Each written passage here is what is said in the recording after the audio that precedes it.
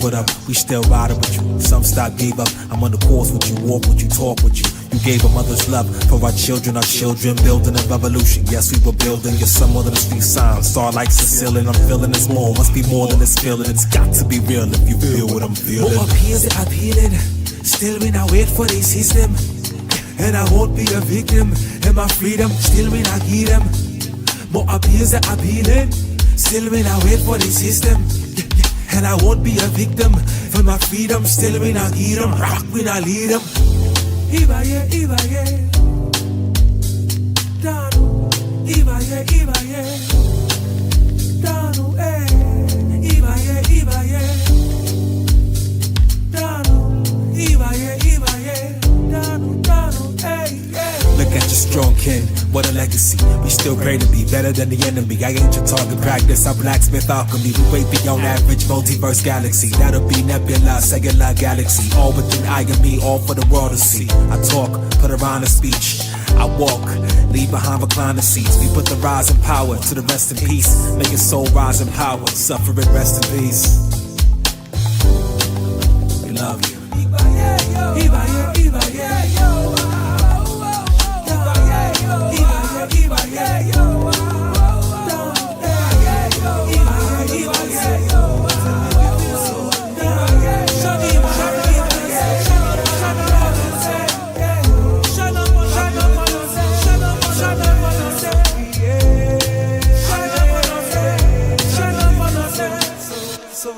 Shut up on there, shut up on there, shut up on there.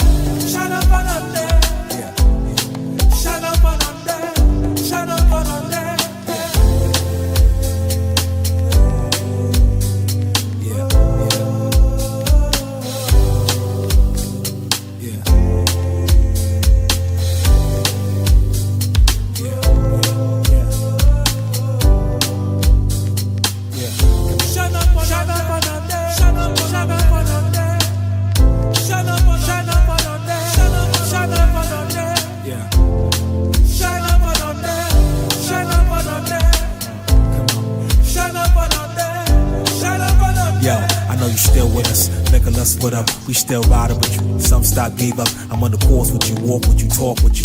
You gave a mother's love for our children, building a revolution. Yes, we were building. You're some more than a street sign. Star like Sicilian, I'm feeling it's more. Must be more than this feeling. It's got to be real if you feel what I'm feeling. More appears that I'm healing.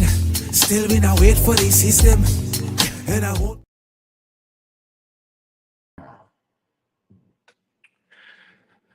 Peace, power, love, and respect, my people. Thank you for your presence. Thank you for your heart.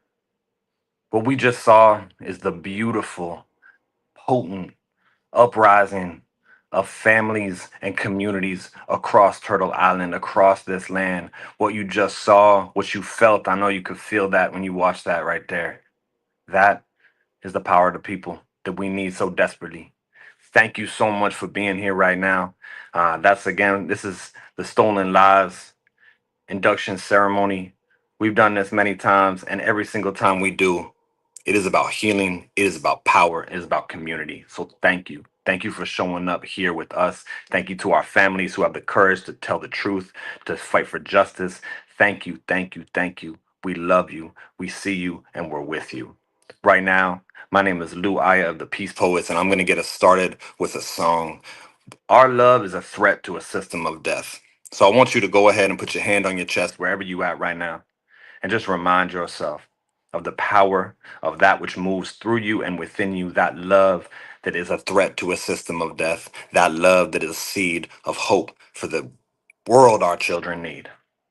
From that place, we're going to sing this song to this world that needs to hear it right now. It goes like this. They thought we go quietly into the night, but they don't know how much we love this life. You're gonna sing that wherever you at, sing it with me. They thought we go quietly into the night, but they don't know. But they don't know how much we love this life. And so we living for freedom and justice now. And if we must, we'll shut this whole system down. Cause we living for freedom and justice.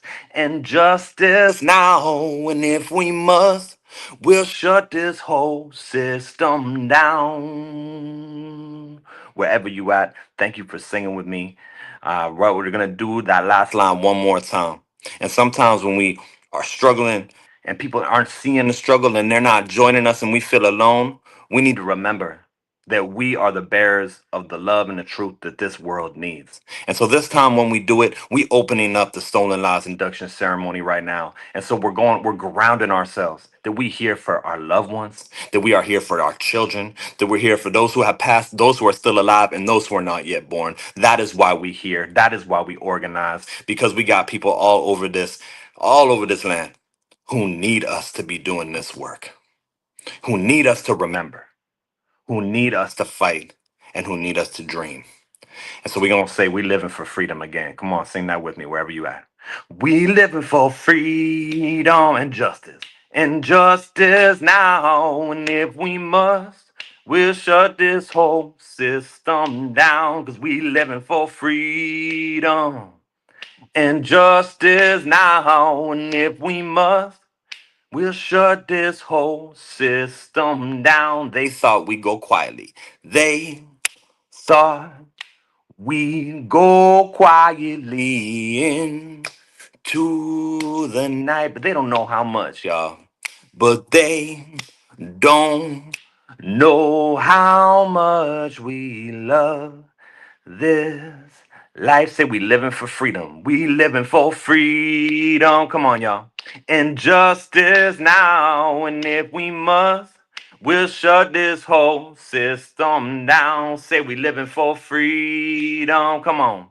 And justice now. And if we must, we'll shut this whole system down. And when we shut this system down, it is going to be with the love and power of the people that are here today and the ones who are in your community. This is for our grandmas. This is for our children. This is for our neighbors. This is for the ones we lost. Go ahead, like I said before. I said, put one hand on your chest, right? And I'm going to ask you to put that other one. That other one represents the hand of the people, because you acknowledge yourself and then you remember you're not alone. You are loved and you are held. And so today we have people that are coming to speak the truth. If you can hear me right now, I want you to remember those people can feel your spirit with them when you listen, when you sing with them, when you pray with them, when you mourn with them, when you cry with them. So thank you for bringing your whole self. To each and every one of you, you're not alone. We're doing this together. And that's why I'm going to sing this last verse, just so you know who is in this space with us. No matter how many people and numbers that you see joining, it's millions of ancestors every single time we gather to fight for justice. So I'm going to tell you one time. We have not come here alone. We carry our people. We carry our people in our bones, singing, we have not. We have not. Come on, come here alone. If you listen, you can hear them in our soul. If you listen, you can hear them in our soul. Peace, power, love, and respect. Thank you for being here, my people.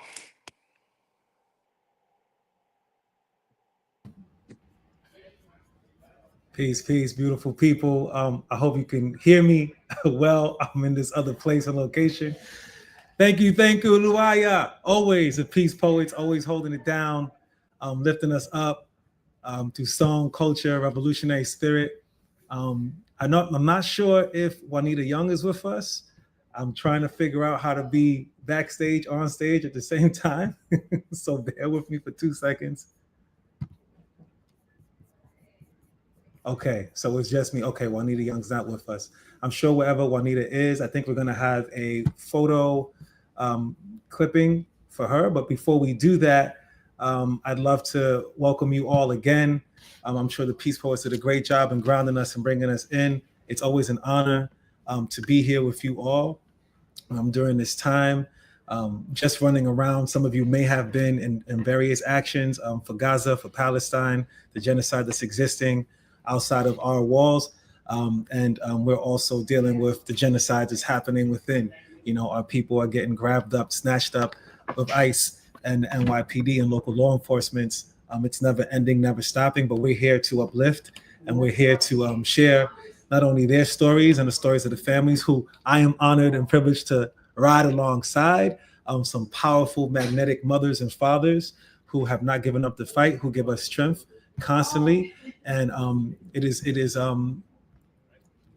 it's sometimes a little much, you know, but I know the people that are here with us today understand what that means. And as long as they don't give up, we don't give up, and we're always here with you all. So Kim is with us. Thank you so much. Kim Vaughn, I believe she's going to come up with me, if that's possible. I think former wife of Muhammad Isaifan, killed by Akron, Ohio police, December 15th, 2019. I'm not sure if you're going to rock with me, but I know we're collaborating. There you go. Peace, sister. How you feeling? I'm doing very well. Glad to be in your presence once again. Glad to see you and that you're safe. I know you were at some actions today, so it's always we're always very grateful for your presence here.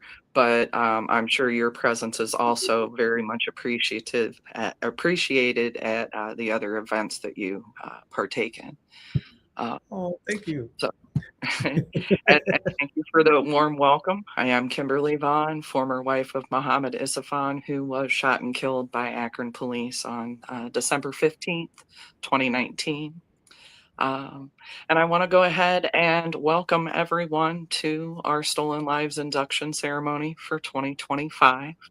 We are planning another induction ceremony in January, so be looking out for more information on that. The mission of the Stolen Lives Project is to assemble a national list of people killed by law enforcement agents from 1990 to the present. The victims of police violence were part of our society, but rarely are their lives or names publicized or their real stories of truth and the real circumstances surrounding their deaths investigated and made known. The Stolen Lives Project aims to restore some of that dignity to the lives that were lost and aid the families in bringing more humanization to their loved one. Through though their lives have been stolen from us, we will not allow them to be forgotten. And that is one of the main missions and purposes of the Stolen Lives Induction Ceremony and Foundation or Project. I'm sorry. So, according to Mapping Police Violence, over 1,200 people have died through an encounter with law enforcement in 2024 alone. And 2025 is so far on track to be another bad year for police murder victims, and the numbers keep going up.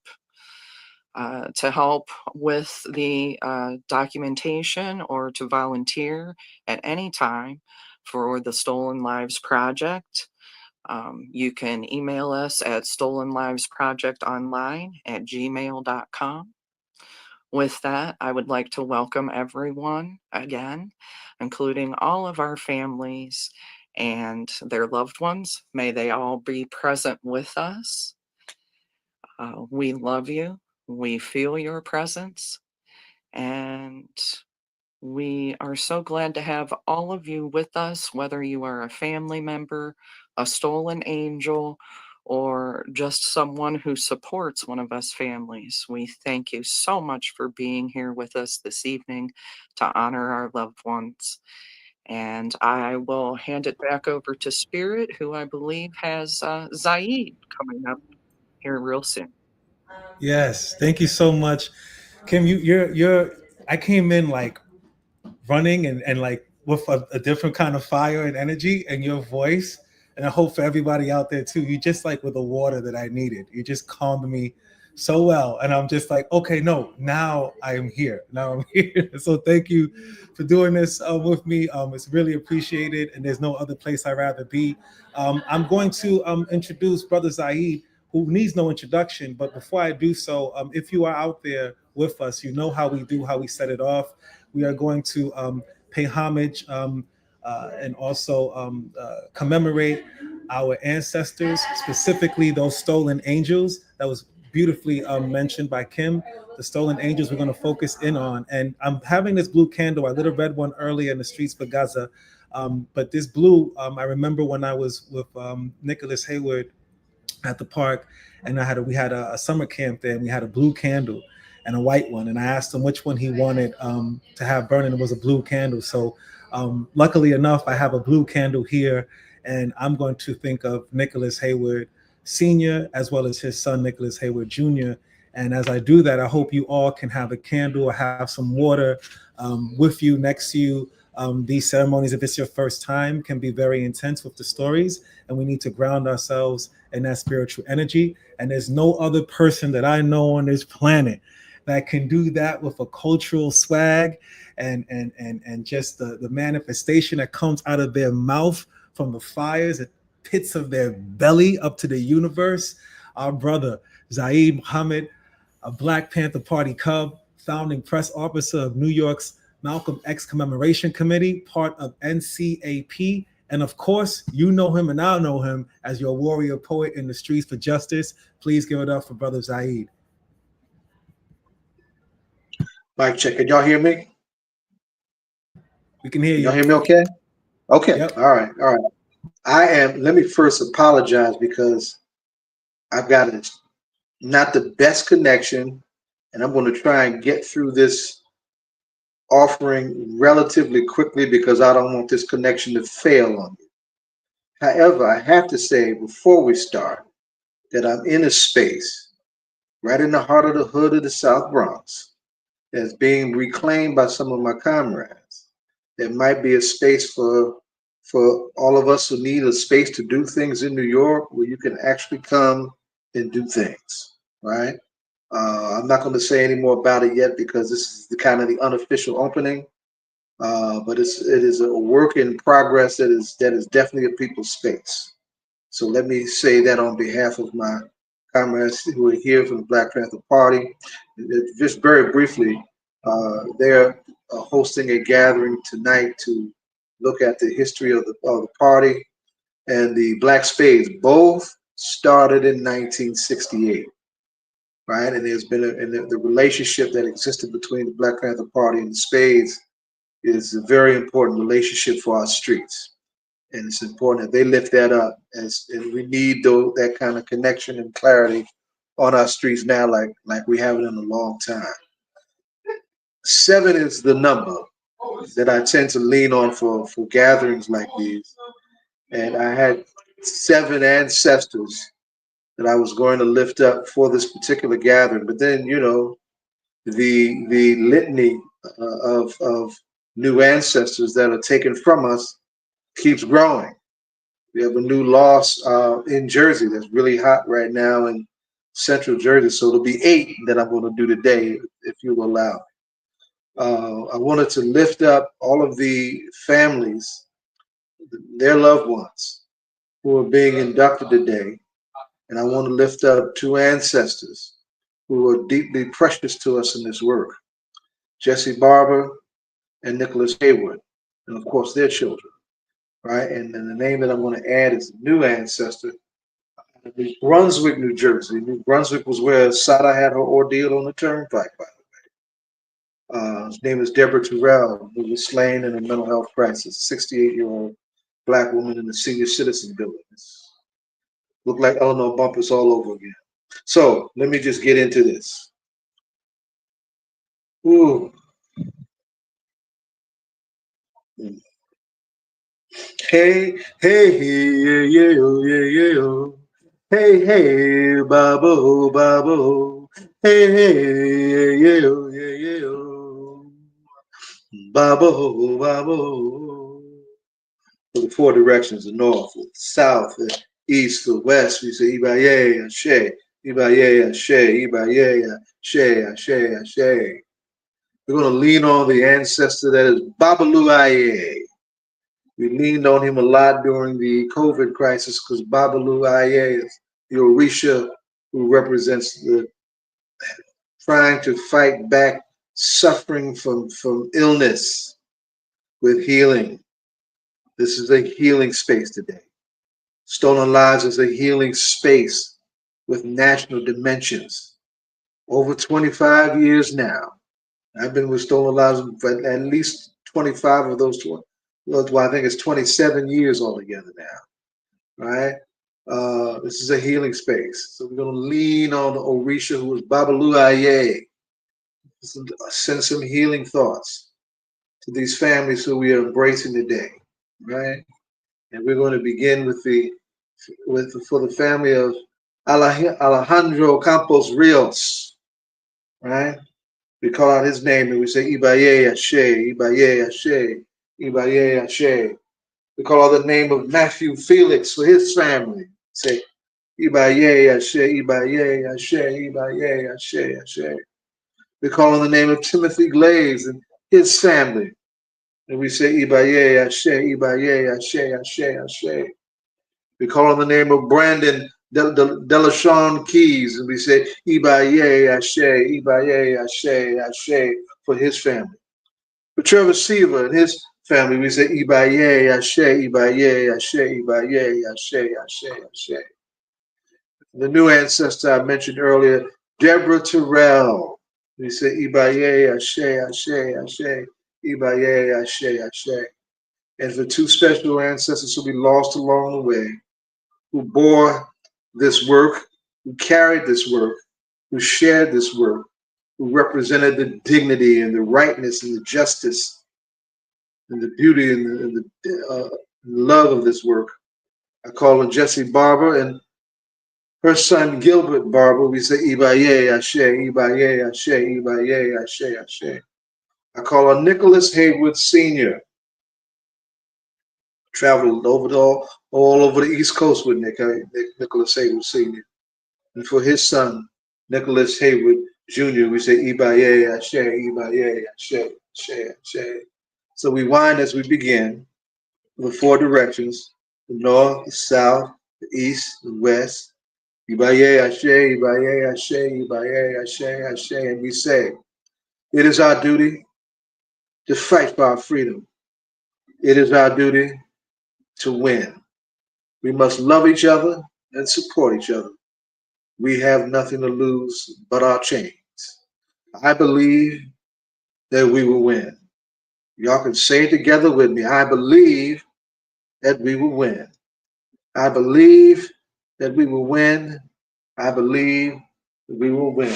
4 directions, the north, the south, the east, the west. Ibaye, Ashe, Ashe, Ashe, Ashe, Ashe. Oh, it is done. All power to the people. Stop police brutality by any means necessary.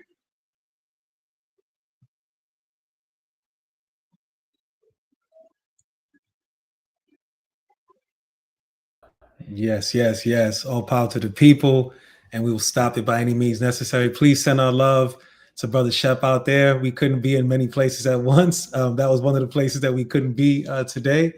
Send our love to Brother Shep and the Panthers out there, knowing that they're still doing the work. And congrats on that center. We need more spaces and places that we could be who we need to be.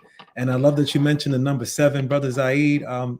Blue, as you know, represents Yemaya. Yemaya is a mother nurturing energy of Yoruba Santeria, and her number is number 7. So there's no coincidence that we have that. Also, number 8 is Obatala. So when you added that extra one on, that is the guardian that will heal, usually all white, and the father of the religion. So the mother and the father, 7 and 8. I really appreciate that perspective and your poetry, your cultural words that you always give and provide. Without further ado, another voice and sound. I'm not sure if they're going to sing today, but I would love if they did at some point, because I love hearing their voice. We're going to be joined with us today by Andre Smith, mother of Justin Smith, killed by Tulsa sheriffs Black August 14th, 1998. And also for all of you who are sharing with us, it is Black August. This is a time to do exactly what we're doing.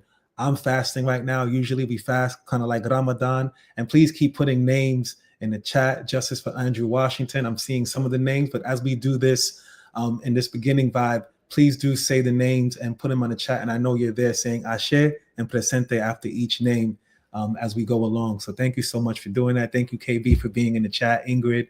And if Andre Smith is with us, we would love to see you. If not, I'm here. Okay, just audio. Brother. Okay, all right. I can hear your voice. I can't see. All right, that's good. That's good enough. Are you going to sing with us today or for us at all? I'm going to recite something for you. Oh, perfect. All right. Thank you so much for being with us. Thank you. Thank you. Then I'm want to thank you for emceeing for us, and this is a very, very important event, and I'm pleased and proud and honored to be a part of it. They couldn't breathe. Let me start by saying a mother's love starts before birth and it endures long after death. 27 years ago, following a headlight malfunction on my son's Justin Smith's automobile and his refusal to pull over on a rural road with no witnesses, a high-speed chase ensued. When he stopped his car in a residential neighborhood, Justin, then 24, was severely beaten by 5 cowardly Tulsa, Oklahoma County sheriffs while he was unarmed and handcuffed. With his hands bound, the only way he could fight back was to spit on them. He died when he could no longer breathe after his larynx was crushed when one of the officers choked him. His last words were, "I can't breathe." 5 years ago, the New York Times reported that since the killing of Eric Garner, more than 40 people died after warning, "I can't breathe." The following are 30 people who were among those who choked on their last words of freedom when they were killed by law enforcement after Justin and before George Floyd. Jackie Graham, 21, East Orange, New Jersey, July 6, 2009. Rodney Brown, 40, Cleveland, Ohio, December 31st, 2010. Kelly Thomas, 37, Fullerton, California, July 10th, 2011. Willie Ray Banks, 52, Granite Shoals, Texas, December 29th, 2011. Robert Richardson, 28, Dayton, Ohio, May 19th, 2012. Sergeant James Brown, 26, El Paso, Texas, July 15th, 2012. Alicia Thomas, 35, Los Angeles, July 22nd, 2012. Hernan Jaramillo, 51, Oakland, California, July 8th, 2013. Craig McInnes, 44, Kansas City, Kansas, May 22nd, 2014. Eric Garner, 43, New York, New York, July 17th, 2014. Valentine Mbegbu, 65, Phoenix, Arizona, October 6, 2014. Calvin Reed, 39, Coconut Creek, Florida, February 24th, 2015. Michael Saby, 35, Texarkana, Arkansas, 21st, 2015. Nicholas Dixma, 18, Harris County, Georgia, August 31st, 2015. Ben Anthony C. DeBaca, 47, Rio Rancho, New Mexico, September 6, 2015. Roy Nelson Jr., 42, Hayward, California, December 19th, 2015. Muhammad Abdul Mayaham Jr., 43, Phoenix, Arizona, January 4th, 2017. Hector Aurelio, 30, Columbus, Georgia, January 9th, 2017. Jonathan Andrew Salcido, 27, Whittier, California, May 4th, 2017. Andrew Kersey, Schenectady, New York, May 11th, 2017. Christopher Lowe, Fort Worth, Texas, July 26, 2018. Marshall Miles, 36, North Highlands, California, October 29th, 2018.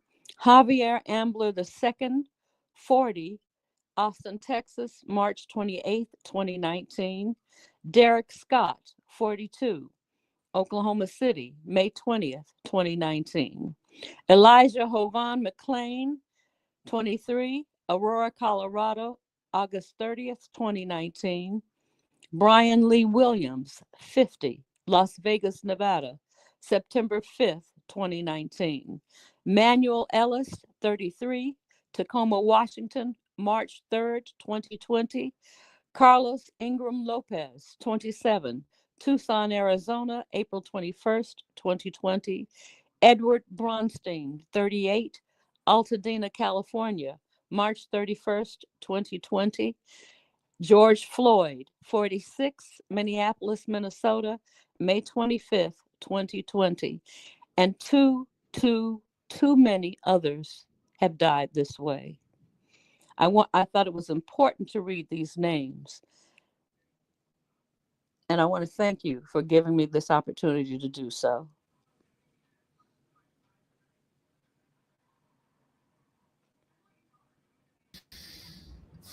We thank you. Thank you so much for grounding us, reading the names. I know it's important for us to take the time for each and every syllable of every name.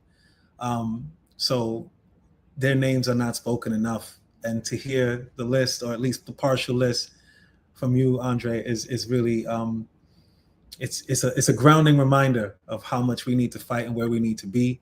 And I thank you so much for that. And I do hope that there'll be a time come soon when you give us some more of your angelic voice and your tones when you sing. It just opens up a part of me that I'm like, I'm waiting to be opened up again, but it's all right. It's all right. Well, if you agree to do a duet with me, I'll do it. Oh, okay, all right. I like it, the challenge. Maybe for 022. I'll be back in New York. I'm in Florida now, but I'll be back. Oh, perfect. That's a bet. That's a bet. Let's follow up on that. Thank you so much. Thank you, brother. Thank you. Thank you. I'll chair. Thank you, KB, for the names. We say Ibaya shared George Floyd, Edward Brownstein, Carlos Lopez, Manuel Ellis, Brian Lee Williams, Derek Scott, Javier Amber II, Marshall Miles, Hector Ariello, Roy Nelson Jr., Michael Saby, Eric Gardner. We are only 2 blocks away from where Eric Gardner was murdered. We're right here on Staten Island in Shaolin. Herman Hamilio, Justice for Kelly Thomas, Elisa Thomas, James Brown, Robert Richardson, Willie Ray Banks, Rodney Brown. I saw Michael Brown earlier, the name, moving up. And Justice for Victoria Lee. And I'll circle back. If there's names that I've missed, please keep putting names in the chat. I will make sure to read each and every name that is here on this chat. I think it's really important that we do so. And respect to all the organizers. I see Stephen Yip out there, Ingrid Hill once again. Thank you, KB, and thank you for those moderating the chat and just keeping your energy and live on the chat. I'm going to bring back Kimberly Vaughn. If you didn't hear earlier, former wife of Muhammad Isaifan, killed by Akron, Ohio police on December 15th, 2019. She is going to be giving the first set of inductions for the Stolen Lives. Thank you very much, Spirit. Thank you again for being here and always bringing to the Stolen Lives and us families your calm, comforting, peaceful presence. As our brother said, my husband, Muhammad Isaifan, he is also the father of my only living child. He was murdered by Akron police on December 15th, 2019. He had ran out of fuel and was walking home and was 3 houses away from home when he was approached by 2 officers in an unmarked vehicle. They said that he pulled a gun on them. However, they didn't have any body cams running. I did find a business across the street that had a surveillance video that did show us the true last moments of Muhammad's life. He did not pull a weapon. He did not pose a threat to these officers. And we also have an eyewitness to that effect. They did turn their body cams on after killing him long enough for us to see him being harassed by them in many different ways post-mortem. Muhammad was not given any aid for 2 minutes, despite both officers saying that they could hear him taking labored breaths and seeing blood bubbling out of his back. And on top of that, one of the officers was a trained medic in the Marines who knew that those first 2 minutes that Muhammad had left were crucial, and he did nothing. That eyewitness that I mentioned was never called to Muhammad's grand jury, and subsequently the officers were cleared of any wrongdoing. And then we were in federal civil court for 3 years. We waited for 2 years for federal Judge David Ruiz's decision, whether he was going to throw out Muhammad's case or if he was going to send us to trial. And on June 23rd, just a little over a month ago, we got the word that that federal judge did dismiss my Muhammad's federal civil murder case against the 2 officers that killed him. So, I'm sorry.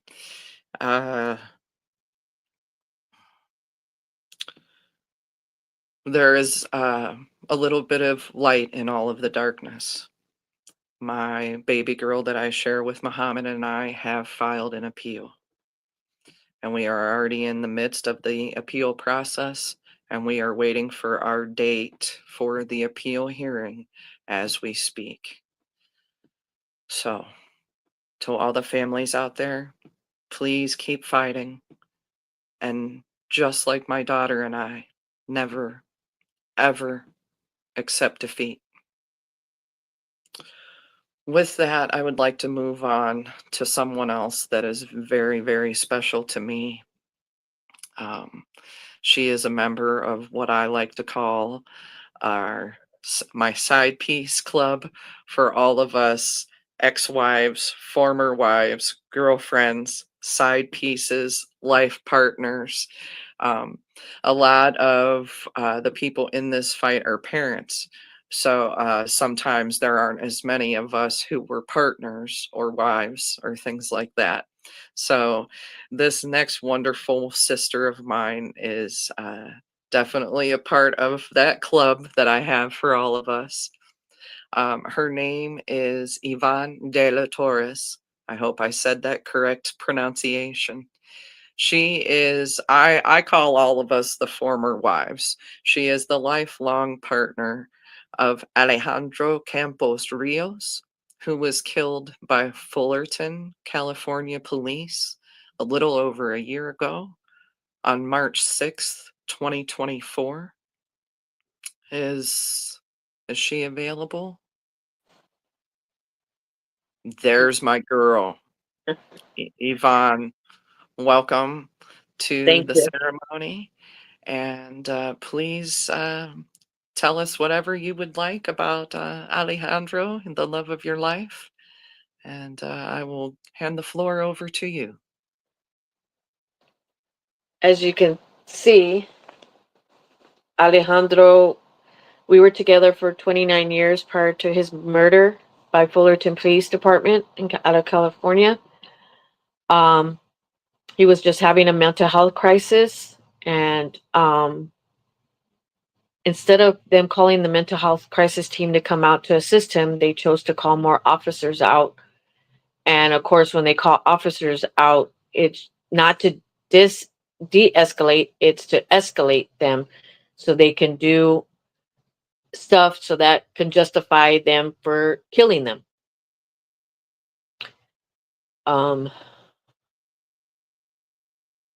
He lived for his grandkids. He loved his grandkids so much. Even one of them wrote a letter, and we went to a city meeting, and one of the group read the letter, and she was arrested for reading her letter, saying that she missed her papa. She missed her grandpa. They called him Papa. They didn't really call him Grandpa, or they didn't call him nothing, just Papa. And that was his pride and joy. And they all miss him. And it's just hurtful that these officers get away from killing our family members, and they don't get any justice to bring them to to jail. If it was one of us, we would have been already in prison. We would have killed one of them. And I just feel my grandkids, and then my son, he's having a hard time. He's been in and out of jail since he's been killed. He happened to be locked up when Alejandro was killed. So in jail, they notified him of his death. And ever since then, he just hasn't been the same. And of course, they settled with him out of court. And then they smeared his dad's name, saying that it was his fault, the reason why he's dead. And it's just wrong.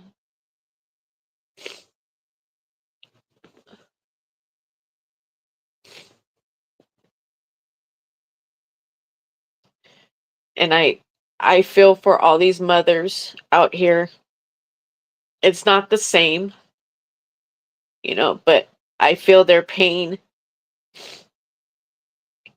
And it's not this, like I said, it's not the same. Mine was a partner. Theirs were their children. And I can just imagine losing a child, because it hurts me losing my partner of 29 years.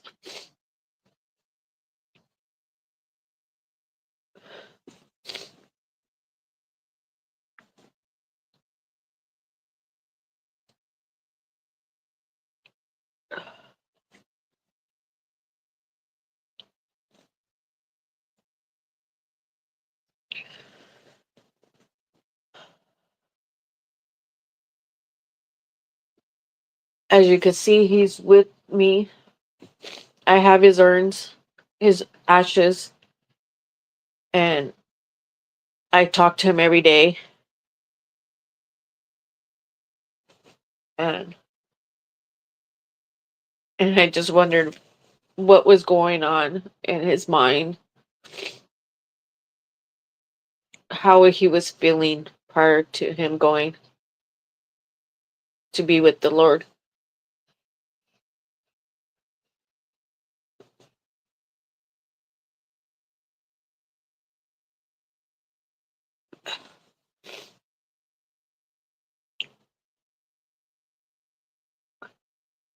as you can see, Fullerton PD is not reformed. As you can see, in 2011, they killed Kelly Thomas. And now, within a year, in March, they killed Alejandro. And then a year later, you know, they killed another 2 people in Fullerton. So I don't know where they get reformed from. They're just liars and corrupted councilmen and the DA and everything else, because the DA is an ex-cop, so he will not prosecute an officer because, of course, they have an oath that they buy by, and that's just wrong. And we need to go after these politicians.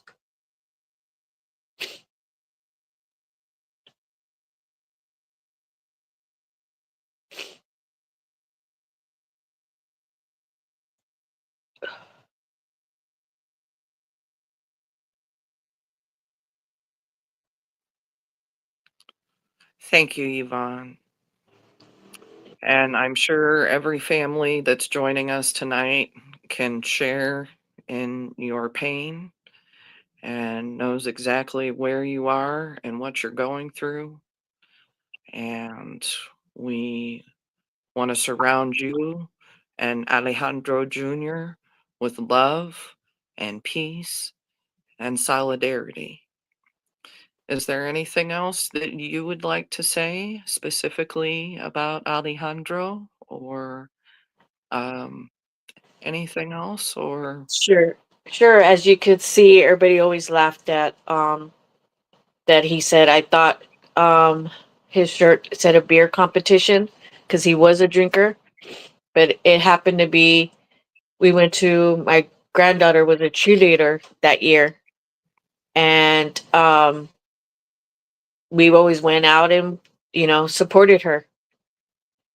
And so that's why I got him that shirt,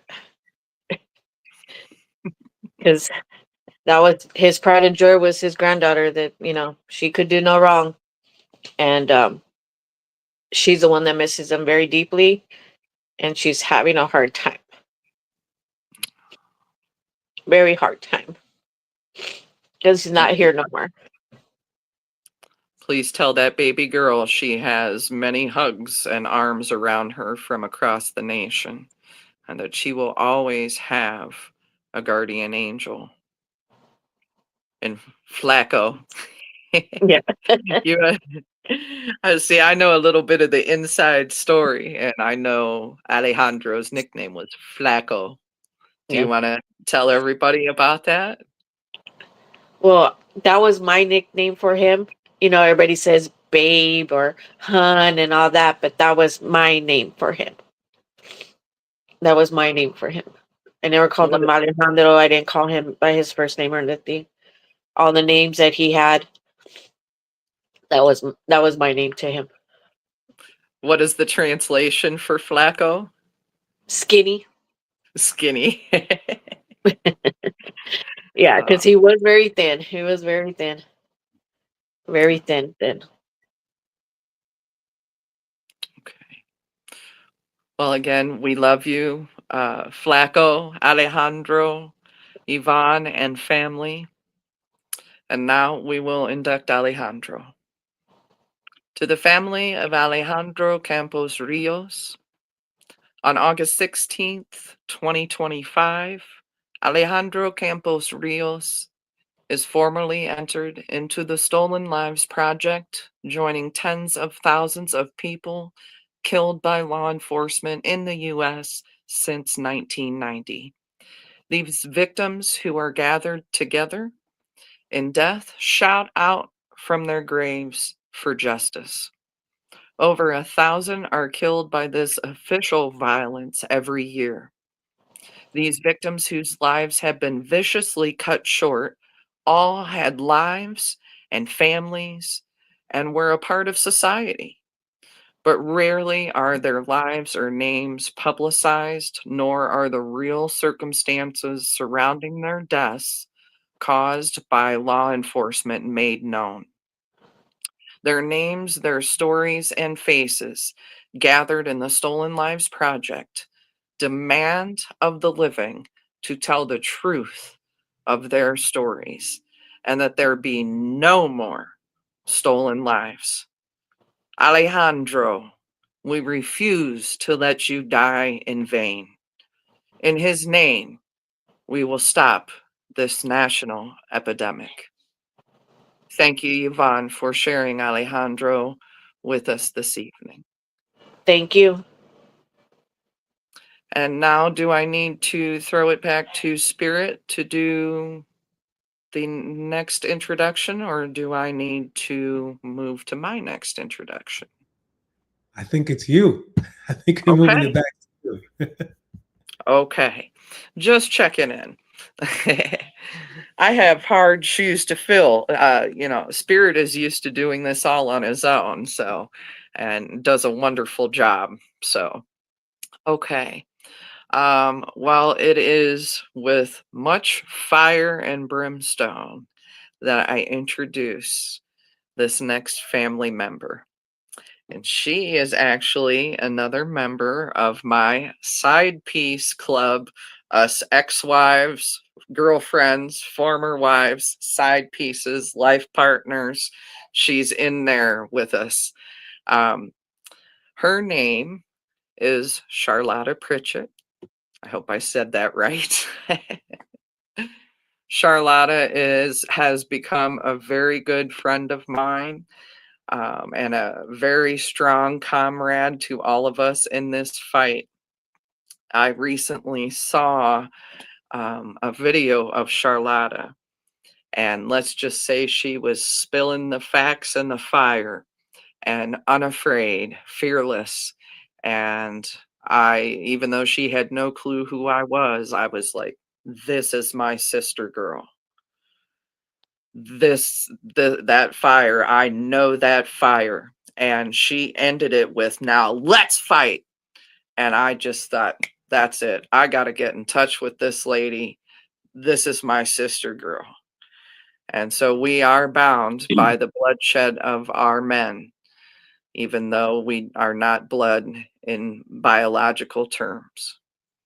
So, with all that said, I'm going to bring one of the strongest women in the fight I know onto the screen. This is Charlotta Pritchett.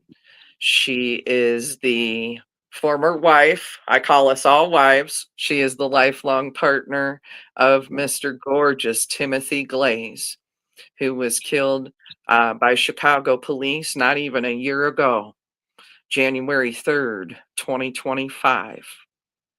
So, Charlotta, I will give you the floor so you can talk about your wonderful, gorgeous, special, funny, and lovely Timothy. Thank you so much, Kim. Okay, Timothy Glaze was trying to find a word to describe him is pointless. Timothy Glaze was my partner. My birthday is New Year's Eve, and Timothy Glaze, having been married before, was the only person that made that day the best and most special day of the year. To him, his birthday was nothing. Christmas, nothing. None of that, nothing. But when my birthday came around, he went above and beyond to make me feel like the world was mine.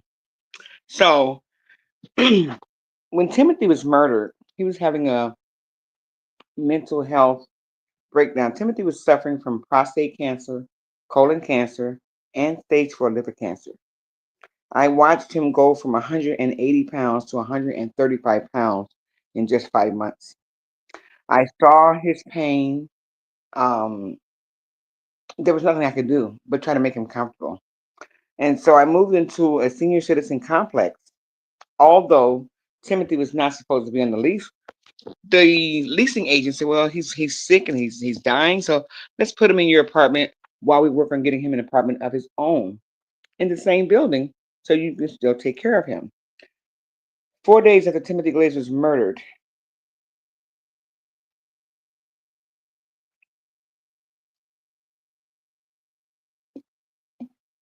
the approval for his apartment came through, and on that particular day, he was supposed to take me out on New Year's Eve, but he wasn't feeling well, and so he said, "Babe, let's just wait till Friday night. And that way we can make a weekend of it. I'll take you out this weekend. Except he was murdered at 2 o'clock Friday morning. And so he was having a mental breakdown, and I called 911 to help me de escalate the situation. We just had a news release from his children and his mother's two different attorneys that have filed lawsuits that 2 minutes after these officers exited their vehicle, Timothy was deceased with 16 bullets. However, I didn't see him murdered, but I heard it. I was in my neighbor's apartment. They fired about 30 rounds in a senior citizen complex at 2 a.m., leaving him with 16 of those bullets.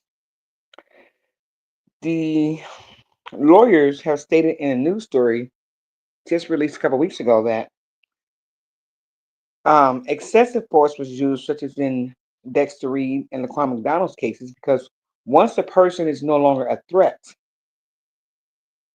Timothy was face down on the floor, who knows how many bullets, and the body cam showed them to continue to pummel him with bullets, 3 in the buttocks, 2 in the back. And Officer Alejandro Urbano stood up after handcuffing Timothy's body with Timothy's blood on his hands, and he smiled at the camera. I was haunted by that smile for a long, long time, and that smile is what propelled me to be angry enough that I wanted him locked up for that $1 million smile. So Timothy was like, I mean, he did everything. He cooked the food. I have a medical disability. I've been disabled 25 years. I can't. There's a lot of things that I can't do that I would like to do. I just can't do them. Timothy didn't. Don't worry about it. I'll cook. You don't feel like getting up? I'll bring you breakfast in bed. I'll bring you dinner in bed. What do you want me to do, honey? I'll clean up. I'll carry the groceries. We went to the grocery store. I couldn't even carry. I could only carry the bread. And as weak as Timothy got in his last months, he struggled with a cart full of groceries because we didn't have a car. But he wouldn't let me help him. No, you go ahead, honey. I'll take care of this. And it was just so admirable for him. He was a gentleman. Yes, ma'am. No, ma'am. He opened doors for me. He was just the most precious thing to me. We all have issues. Timothy had been suffering from mental illness for quite some time. But all of this cancer and the last diagnosis of having stage 4 liver cancer, I overheard Timothy say one night, I don't think I'll live to see my 59th birthday. His 59th birthday would have been March 13th. He didn't live to see it. But he should still be here. So I'm very, very angry with law enforcement. And as far as the things that are going on, that I didn't even know about all of these things until after it came to my front door. CHA forced me to stay in the apartment where Timothy was murdered at the front door for 5 months. I walked over the spot where he was murdered for 5 months until I got an attorney. So they told me that I can't file a lawsuit because I'm not next of kin. I wasn't his wife. That's for his children and his mother. I haven't worked a full-time job in 25 years due to my disability. And so Timothy's death left a $1,200 monthly deficit in my household. And I'm on a fixed income. Trying to make ends meet and fix things, financial things, is horrific. You can't replace something that was taken overnight. And so, with that being said, I just want to know that, I just want everybody to know that Timothy, after his death, I learned a lot of other things, how horrible he was treated as a child, how he grew up being abused and just treated like some kind of animal. And I always wondered why he always wore black, dark colors. He would never tell me. And finally, in his last month, he told me, honey, I've had so many demons in my past, but you're such a sweetheart to me. You're the blessing that I've always asked God for. And now that I have you, I do so many things because the demons in his past haunted him night after night after night. But I do want to say this. This is Timothy. I take Timothy, I wear him everywhere I go in my arm. And I can feel his spirit when I got nervous about doing this. Hey, come on now, don't be nervous. You know, this is for me. I can hear him still talk to me because Timothy is not at rest. He's pissed off. He's very pissed off. So it's been 7 months. COPA said they're still investigating his death. If I shot somebody 16 times, I would be locked up immediately. No investigation, no nothing. And so I just want everyone, every family member, everyone that's on this ceremony to know I'm not going to stop. I'm not going to quit. I'm not going to back down.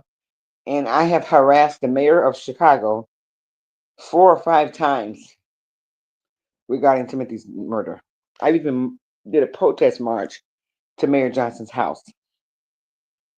You're going to answer me, and you're going to lock those 2 officers up.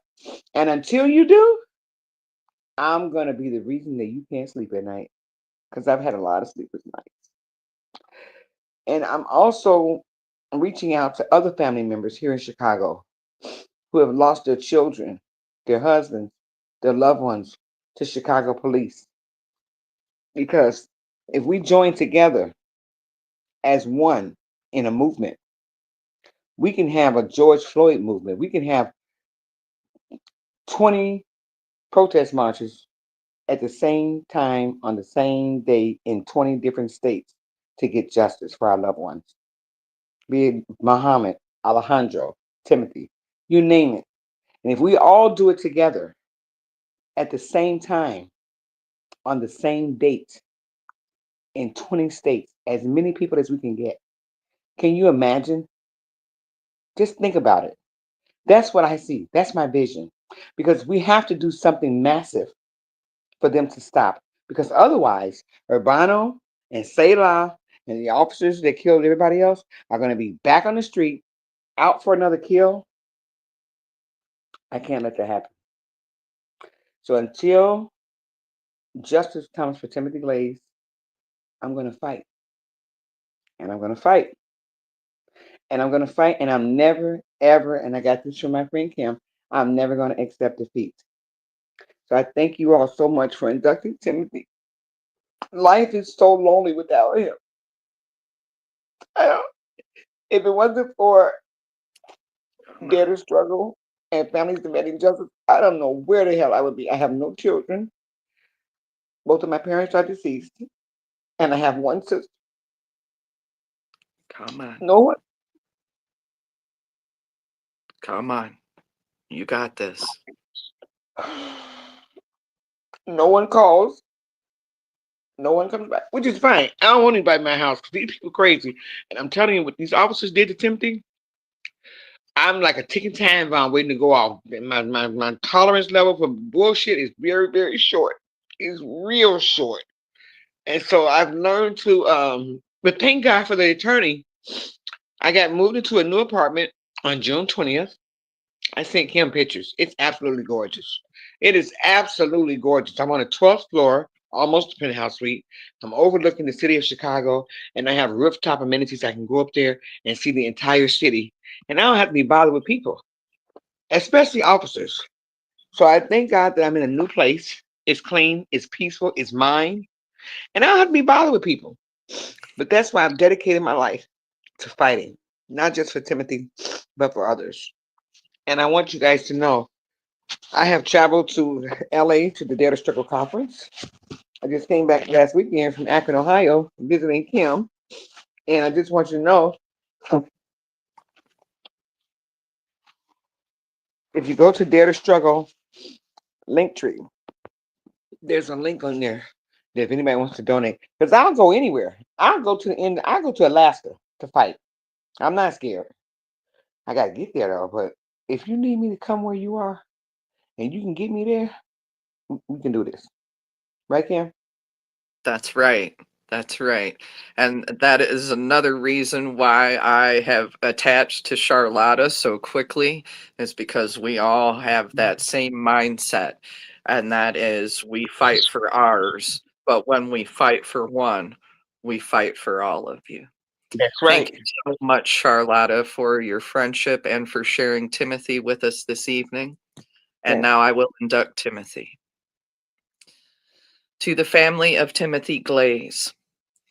On August 16th, 2025, the name of Timothy Glaze is formally entered into the Stolen Lives Project, joining tens of thousands of people killed by law enforcement in the United States since 1990. These victims who are gathered together in death shout out from their graves for justice. Over 1,000 are killed by this official violence every year. These victims, whose lives have been viciously cut short, all had lives and families and were part of society. But rarely are their lives or names publicized, nor are the real circumstances surrounding their deaths caused by law enforcement made known. Their names, stories, and faces gathered in the Stolen Lives Project demand of the living to tell the truth of their story and that there be no more stolen lives. Timothy Glaze, we refuse to let you die in vain. In his name, we will stop this national epidemic. Thank you, Charlotte. And now I will move on. We have with us a very important individual. Um, he was supposed to be here a little earlier, but we're glad and very grateful and very blessed to have him now. This is Carl Dix. He is the co-founder of the October 22nd Coalition and representative of the RevCom Corps for the Emancipation of Humanity. So, Carl, we welcome you and thank you for being a part of our ceremony today. And I give you the floor. Okay, Kimberly, thank you for that introduction. And I mean, let me apologize both for my lateness and for the circumstances I'm doing this in. I had to make it down to DC for an emergency protest condemning Donald Trump's fascist takeover of policing in DC. But I figured I could still get to the Stolen Lives Induction Ceremony since we are coming in via Zoom. So let me get right to it. We started the October 22nd Coalition to stop police brutality, repression, and the criminalization of a generation in 1996. We did this because we were facing a nationwide epidemic of police brutality and even murder, and police not getting penalized for any of these crimes. The mission of this coalition was to manifest visible resistance to this official state terror, to give those whose loved ones had been stolen from them by those sworn to protect and serve a platform to speak about the horrors that were done to their loved ones, and to bring to their side, to have their backs, an array of people throughout society who wanted to stand up for justice. And at its height, in the late 1990s, the October 22nd National Day of Protest to stop police brutality was being marked by rallies and other forms of protest in over 50 cities and towns. And these events were participated in by a total of more than 10,000 people in those years. And in 1997, we got a suggestion from the Puerto Rican poet who has since passed away, Luis Reyes Rivera, who told us that we should do a book that documented the lives of those who had been stolen by the police, told of how they had been murdered, but also of the lives that they lived, the people they loved and who loved them. And at first we thought, well, somebody must be collecting this information. But it turns out that no official institution, no policing institution, No newspaper was collecting this information, and we said we got to do this ourselves because it would help, as Luis Reyes Rivera said, bring to life the reality of murder by police and help lay a basis to help spread resistance to this official state terror. Now, those of us who started this, we were a diverse array of people. There were anarchists, there were religious folks, there were anarchists, revolutionary communists like myself, legal people, people who were involved in prisoners' rights activity, like the supporters, people trying to free Mumia Abu Jamal and get him out of prison, and people who were trying to free the indigenous leader, Leonard Peltier, who has been released from prison and who I've heard speaking around more recently, and others. And there were a lot of things we didn't disagree on. I mean, look, we didn't agree on. Like, look, I got into this struggle because as a revolutionary communist, I knew that police terror was built into the fabric of this system. It was part of the white supremacy that people of color and especially Black people had already always been subjected to, and that it would take a real revolution to end it once and for all. And that as part of getting ready and in position for that revolution, we had to build a fight against this police terror because they were trying to beat us down so far that we could never rise up and do anything about whatever they were doing to us. Others were motivated by different things, but where we came together was that there needed to be a fight to stop police getting away with brutality and murder. And that was the key thing about it, that we could come together and build that. Now, over the last 3 decades since we began this back in 1996, we've seen powerful resistance to the terror the police are unleashed to inflict on Black and brown people, especially. Just think back to the slow motion execution of George Floyd in Minneapolis back in 2020, and the way in which people across the country and even around the world erupted in resistance to that, calling for an end to police murdering Black people, and some of them even calling for an end to the white supremacy which was driving this victimization.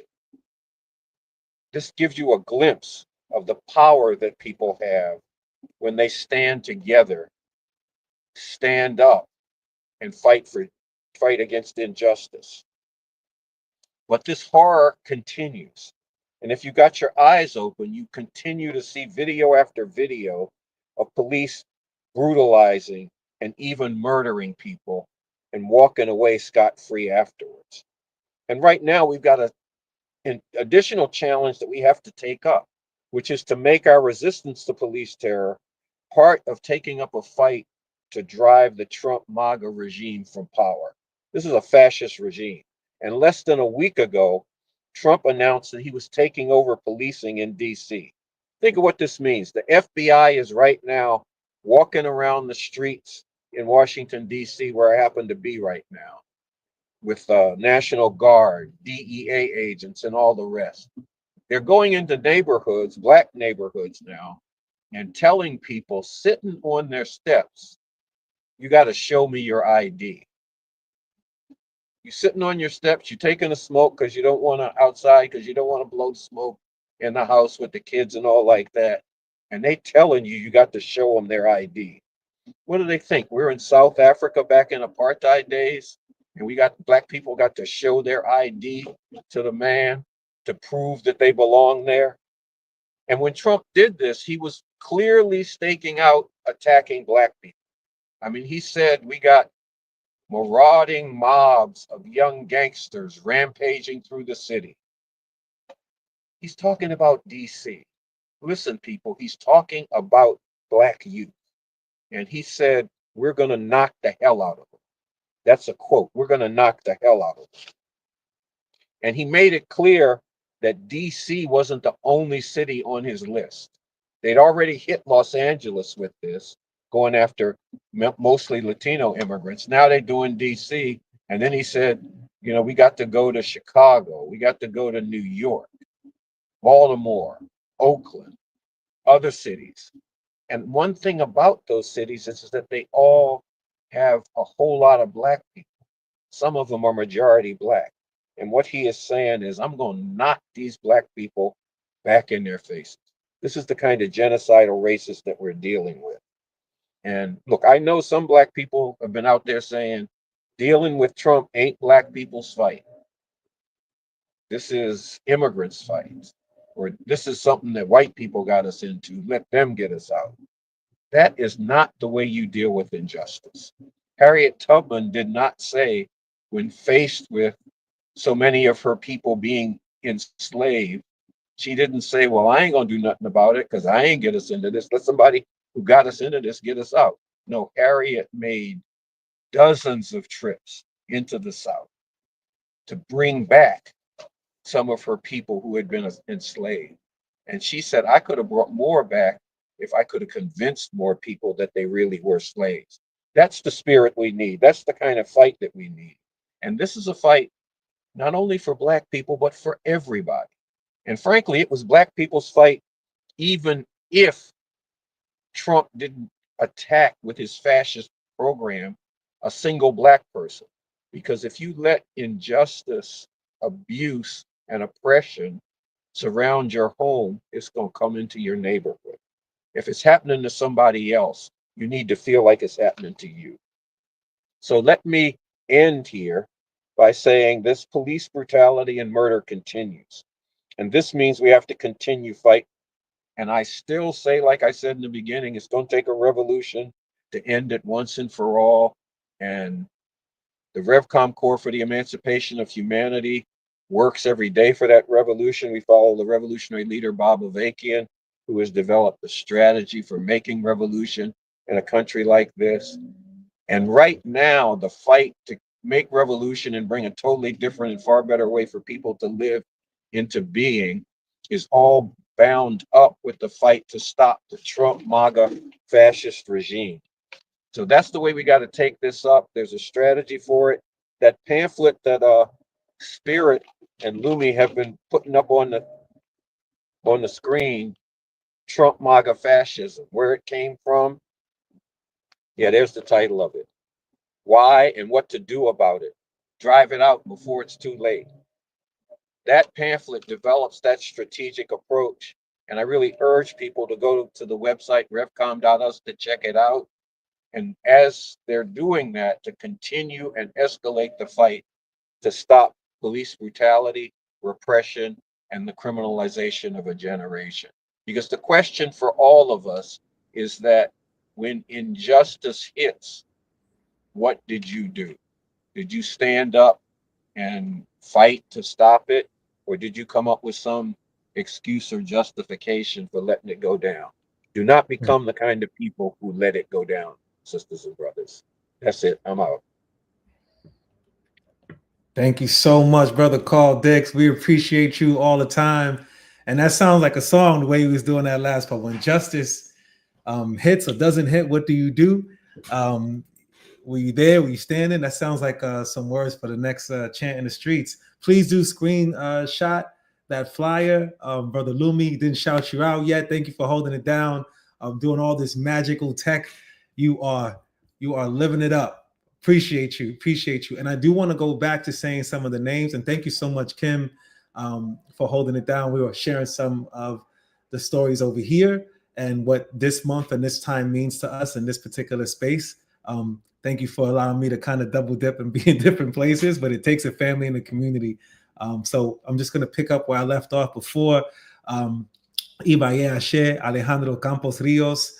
You heard from their partner, also Timothy Glaze, also their partner. You heard from them earlier today. And please, Yvonne De La Torre and Charlotte Prichette, please do read the chats, because I know we don't get a chance to tell you, but I know you spoke of the grandchildren and the family, and knowing that they have so much love and support. I know Kim mentioned that we have the extended family here who are also fighting for you, but it's also important to know and just read that love. You know, people are constantly sending love in the chats, and I think it's really important for us to receive it now and not later. Justice for Bernard Playseed, Ibaye Ashe Najee Seabrooks, Ibaye Ashe Deborah Terrell. We mentioned Nicholas Hayward Jr., Ibaye Ashe Eudes Pierre, Ibaye Ashe Matthew Felix, Brandon Delshawn Keys, Trevor Sear, and I will come back to this, and of course, Fred Hampton, Ibaye Ashe, and I'll come back to some of the other names, Justice for Muhammad, Isaifan, Malcolm Ferguson, Justin Smith. And again, I mentioned we got to say all those names. Right now, I'm going to introduce and have a poem, some culture. I love the culture. Culture's resistance, culture's life, culture's everything. Culture's why we're here and why they can't kill us off. Remember that. They cannot kill us off, no matter how hard they try. You are the genetic code of that existence. You will continue to exist. Every one of you lighting a candle at home, sharing water, listening to the stories, passing the stories on, forwarding petitions, being out in the streets with the families. I love what Charlotta said. I hope I'm pronouncing your name right, about Chicago and other places nearby coming together for one big gathering as opposed to many little ones. There are powers in numbers. We are powered by your number. So please keep showing up. Keep doing what you can do. Bring the fire. We are here. And thank you for also being water. So a poem is going to be delivered by Valerie Dale, sister of Major Gulia Dale III, who was a father of 3 daughters, a husband, a son, a brother, a cousin, a friend, and a 42-year-old Army veteran with numerous decorations and degrees who worked at the U.S. Pentagon in Washington, D.C., and was murdered by Newton, New Jersey police officers Stephen Neidl and Garrett Armstrong on July 4th, 2021, at the height of the town's fireworks finale while going through a mental health crisis and dealing with PTSD. The cops received no charges. The state attorney came back with a no bill, and these officers continue to patrol the streets of Newton, New Jersey, although the family continues to struggle without the presence of Major Gulia Dale III. His name and legacy will live on. Please say his name. There's a video that will be also shared. And thank you, Valerie Dale, for providing us that poem.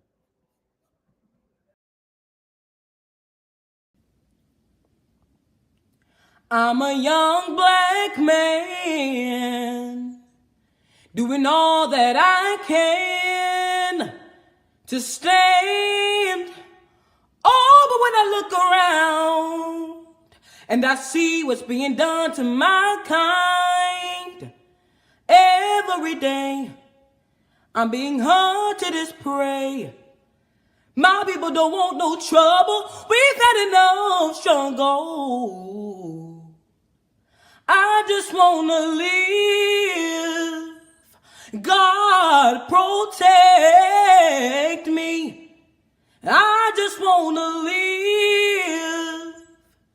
I just wanna live. Hello, everyone. Thank you for always inviting me and being a part of this movement. I will always be here to support all the families, and I miss my brother so dearly, Major Gulia Dale III, but his name and legacy will live on. I actually try to combat my mental health, and just to remember him, I write poetry to honor him. And the name of this poem is called If Only. If only I could have lived, I could have celebrated my 42-year Army retirement. If only I could have lived, I could have supported my family another day. If only I could have lived, I would be gardening in my yard with my daughters. If only I could have lived, I would have caught the biggest fish in the ocean. If only I could have lived, I could have had another barbecue with my sisters. If only I could have lived, I could have taken my oldest daughter for a cruise in my big red truck while playing house music. If only I could have lived, I would have asked my hometown New Jersey police officers, why did you shoot me in front of my home, in front of my family? Because I was only having a mental health crisis. If only. I wrote this poem to honor my brother, Major Guliadel III's life and all that he loved to do.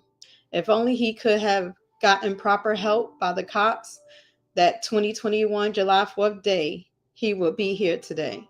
Stop shooting our men, our black veteran men, our fathers, our sons, our brothers. Let them live. Rest in power, all the loved ones that have been lost. And my brother, say his name, Major Guliadel III. Thank you.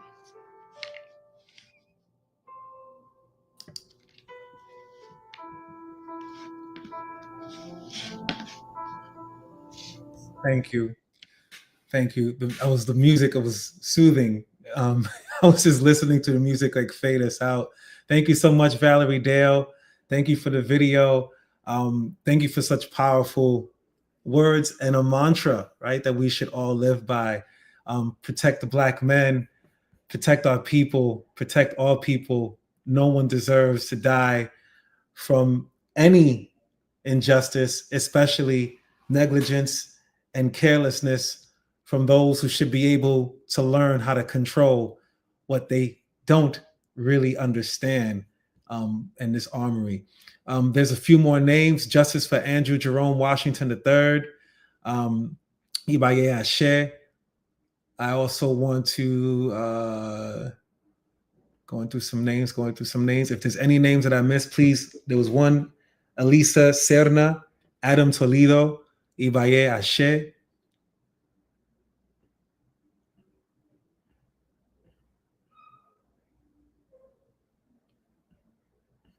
Want to make sure that I get every name here because this is what we're here for. Dante Wright, Michael Barrera, Stonechild Chiefstick, Fred Cox, Carl Darcy, Gregory Edwards, Ibaye Ashe. Justice for Kwame Okran, Philip Pannell, Sincere Pierce, Bernard Placide Jr., Antonio C. Armstrong, Alvin Cole, Ibaye Ashe.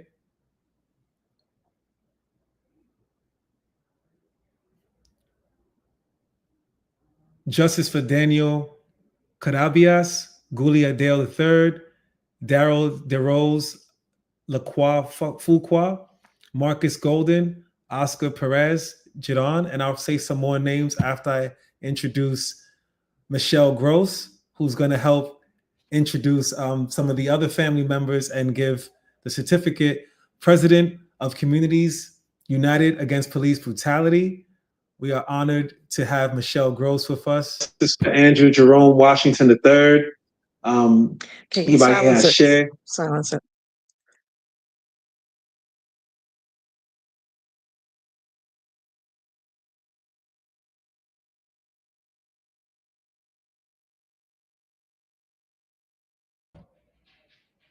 I can't hear.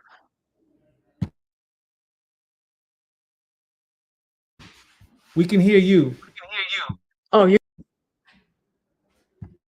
Yes, we can hear you. You just might have to mute the YouTube stream so you're not hearing a double or delay. If you can mute that channel and come back, we could definitely hear you because we can hear your audio. Michelle Gross is coming live to you from St. Paul, Minnesota, and is going to introduce this next certificate unless there's any technical difficulties that we need to deal with.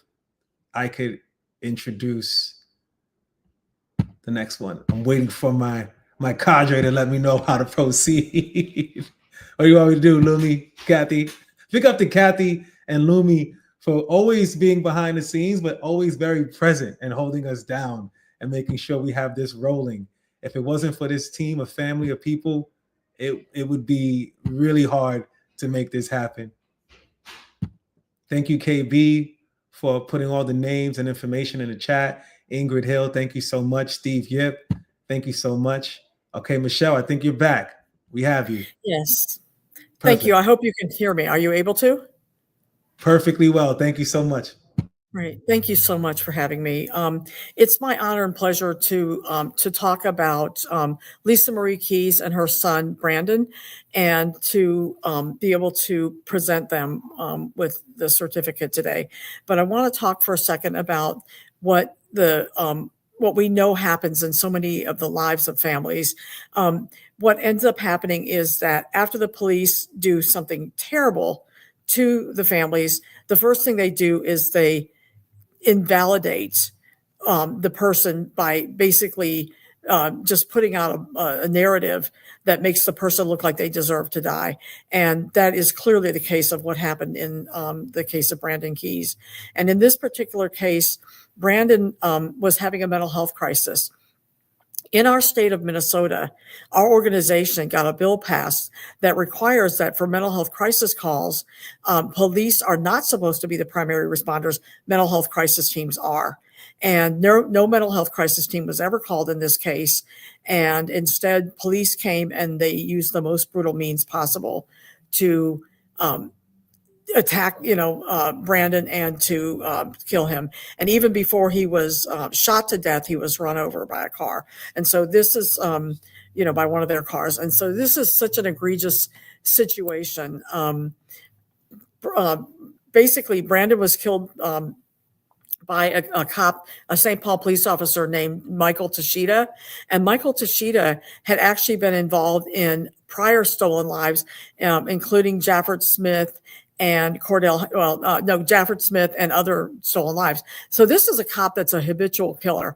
And even though he's a habitual killer and he shot Brandon, no care was provided to Brandon ever at any point on the scene. And basically, it was a situation where, they just waited till ambulances showed up. So it's an egregious situation, and it's the kind of situation we see so often in these cases. A person is killed and then a backstory is created in order to justify that killing. And so, I stand with all of the families of stolen lives. I stand with, and our organization stands with families in the Minnesota and across the country who have lost loved ones to police violence. And sadly, the number of those that happen every year increases every year. In St. Paul, the St. Paul Police are the deadliest police department in the country. In the state, and 14th deadliest in the country. So they have a very bad habit of killing primarily African American men, and they're and unfortunately and sadly that has not decreased over the years. In fact, again, it's gotten worse. And so with that, I want to recognize Lisa Marie Keyes. Greetings. Can you hear me okay? I just want to thank you for having me here today. And I want to say thank you to the Stolen Lives Project platform for honoring my loved one and allowing me to share my son's story today. My name is Lisa Keyes, and I'm a very proud mother of Brandon Delshawn Keyes, who was 24 years old when he was killed. Brandon is my baby boy and the youngest of my 4 children. He is very loved and greatly missed. As grateful that I am for this event, it is very difficult to express the magnitude of what happened to my son and how much this trauma has impacted my family. When police kill, it's always deemed justified, and the victim is villainized to paint a picture that regardless of the circumstances, there weren't other options available. That's not true. Brandon was a very loving son, brother, father. He had dreams, he had plans, but nothing meant more to him than his role as a father to his 5-year-old son, his only child. He was an active and present father. He became a dad at the young age of 18, but he embraced this role. He taught his son how to fish, how to ride a bike, how to swim, taught him about nature and the importance of family. He was a self-taught mechanic and was a natural athlete, very competitive, and he succeeded at anything, any task that he put his mind to. He was a school van bus driver, transporting elementary students to and from school, and he loved this job because sometimes he could bring his son, and that gave them more time together.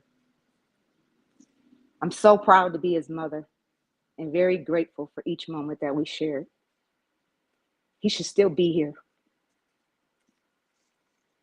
The loss of Brandon and grief has changed me and everything about my existence.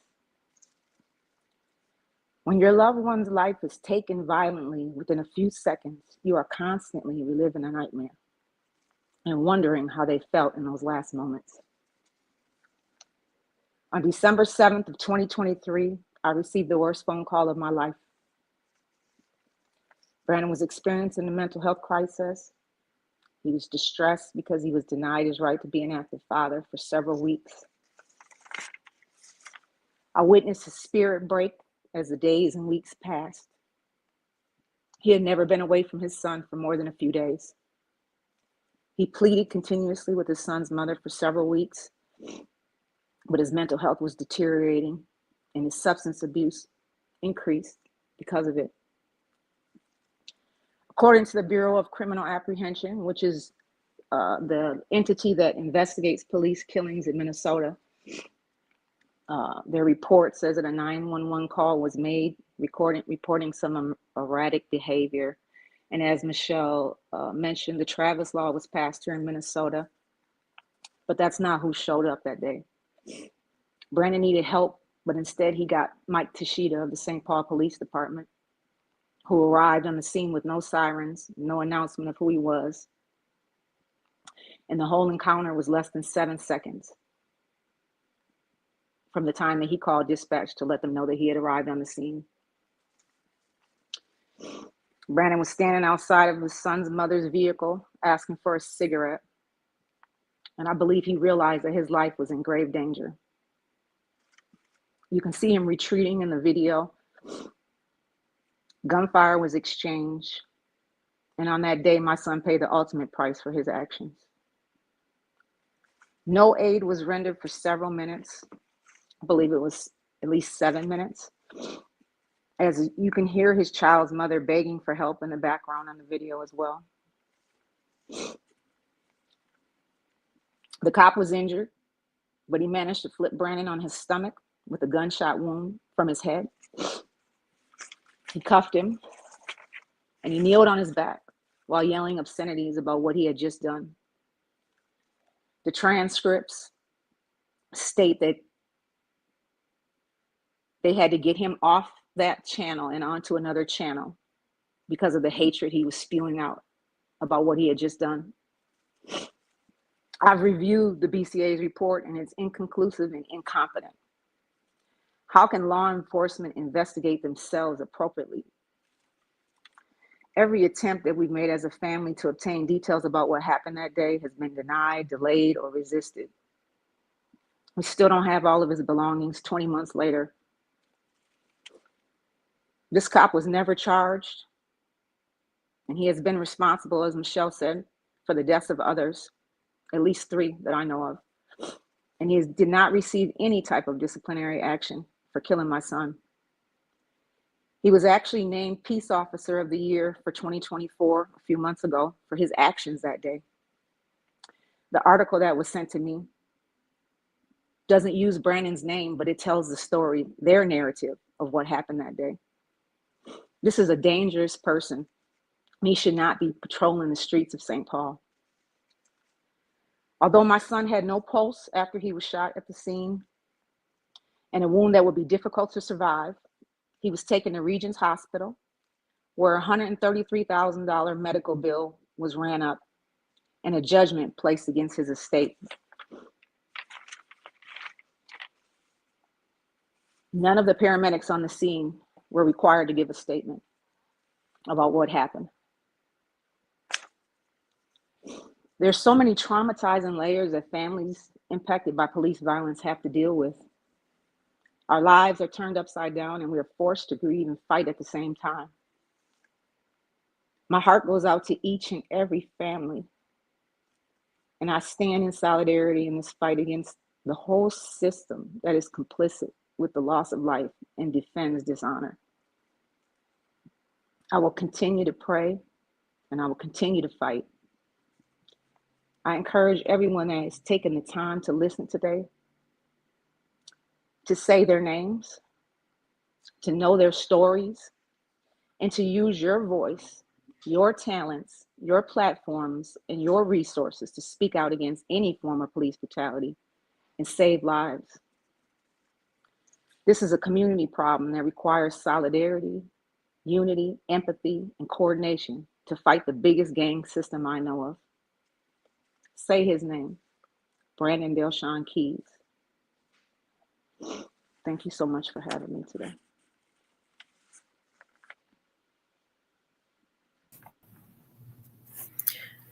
Thank you. And I want to say a word or two about Lisa Marie Keys. She, on December 7th, 2023, joined the club that no family member ever wants to be a member of. But yet she has been strong and stood with other families.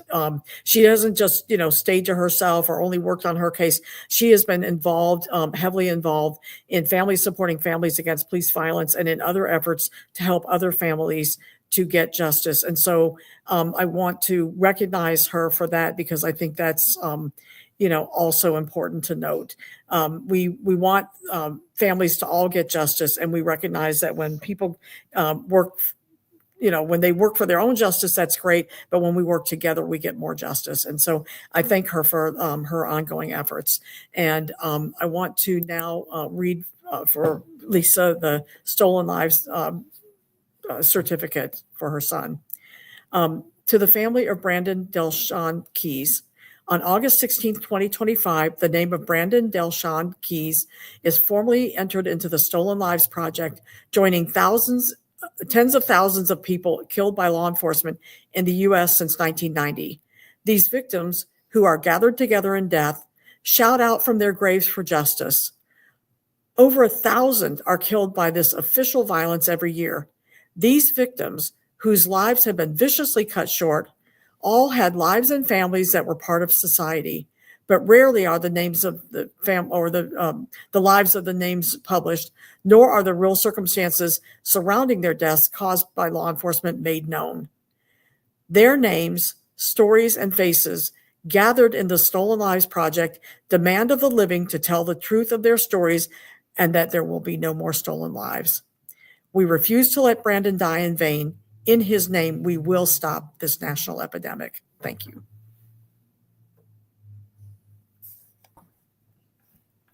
Thank you, Michelle. Thank you, Michelle. Thank you so much.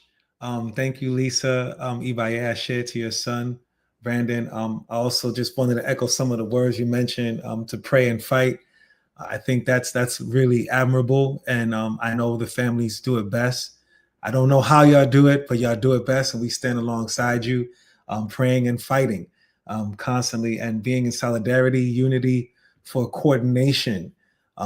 Those are organizing words, y'all. If you're not organizing with, alongside, or for family here today, pick a region, pick a name, pick a vibe, pick anything, and please stand behind, stand alongside these families, in addition to whatever you're doing, whatever injustice is happening in the world, where it be environmental or genocide is happening in Palestine.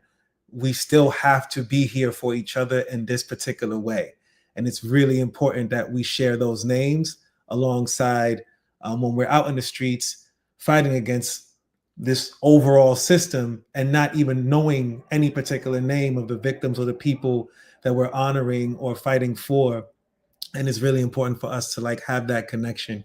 So thank you all for being that grounding connection. I know you didn't choose, as Michelle mentioned, to be a part of this, but we love and appreciate that you are with us, and that we have the opportunity and privilege to be with you, sharing whatever we can share in the ways that we can share, to be here for you. Just a few more names. Thank you, Ingrid Hill, for putting the names up, and KB. Justice for Jafford Smith, Justin Teagan, Travis Posselt, Alan Bluford, Ibaye Ashe, Cesar Cruz, Ernest Duenes Jr., Alan Felice, Oscar Grant, Jonathan Maldonado, Ibaye Ashe, Earl Shalik Pickney, Justin Root, Saeed Vasil, Kevin Serbelli, Jarvis Hayes, Ibaye Ashe, Peter Villalobos, Justice for Omar Sanchez, Justice for Hugo Cachua, Ibaye Ashe,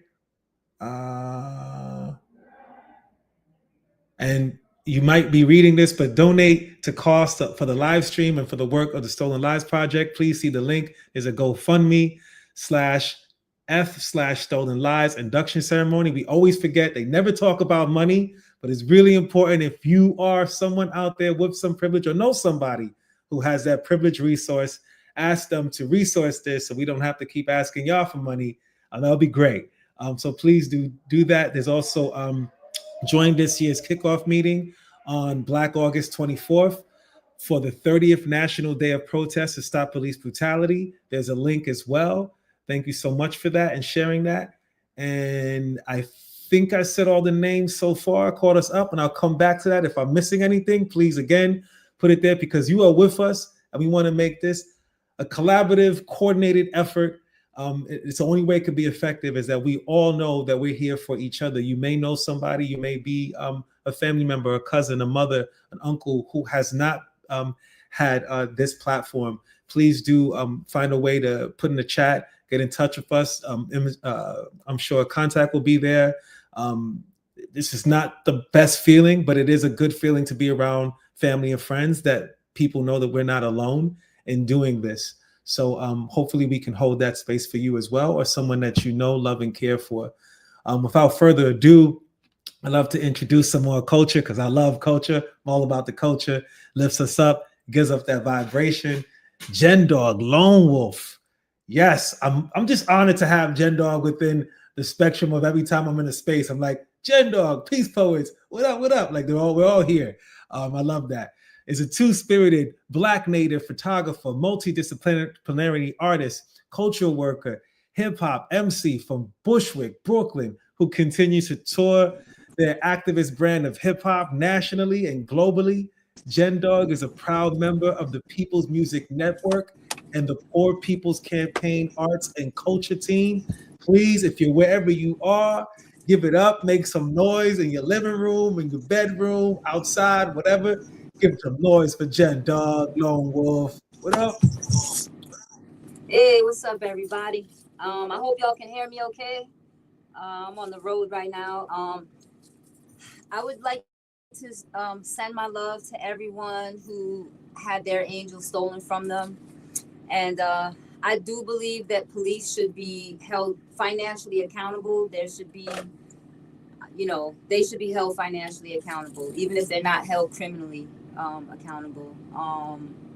And also, as far as your loved ones, just know they really are still with you.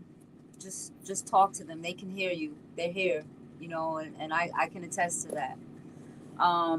The other thing I would like to say before I start is that we need boycotts. We have to boycott cigarettes, soda, junk food, fast food. Like, we need to boycott all of those things because, we got to stick it to them like they stick it to us, and it might could help. So anyway, this song is called Private Enemy, and I'm sorry for all y'all's losses, and my heart and my artivism is with you. And I hope this sound comes through all right. This song is Private Enemy.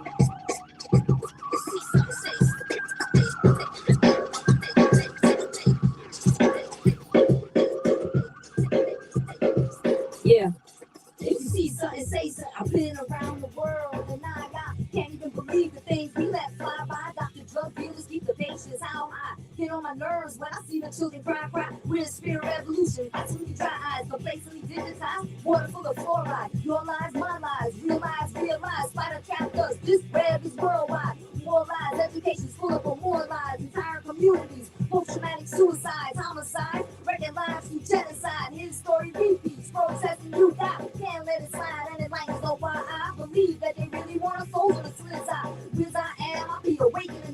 This physique, we gotta fight with all of our might.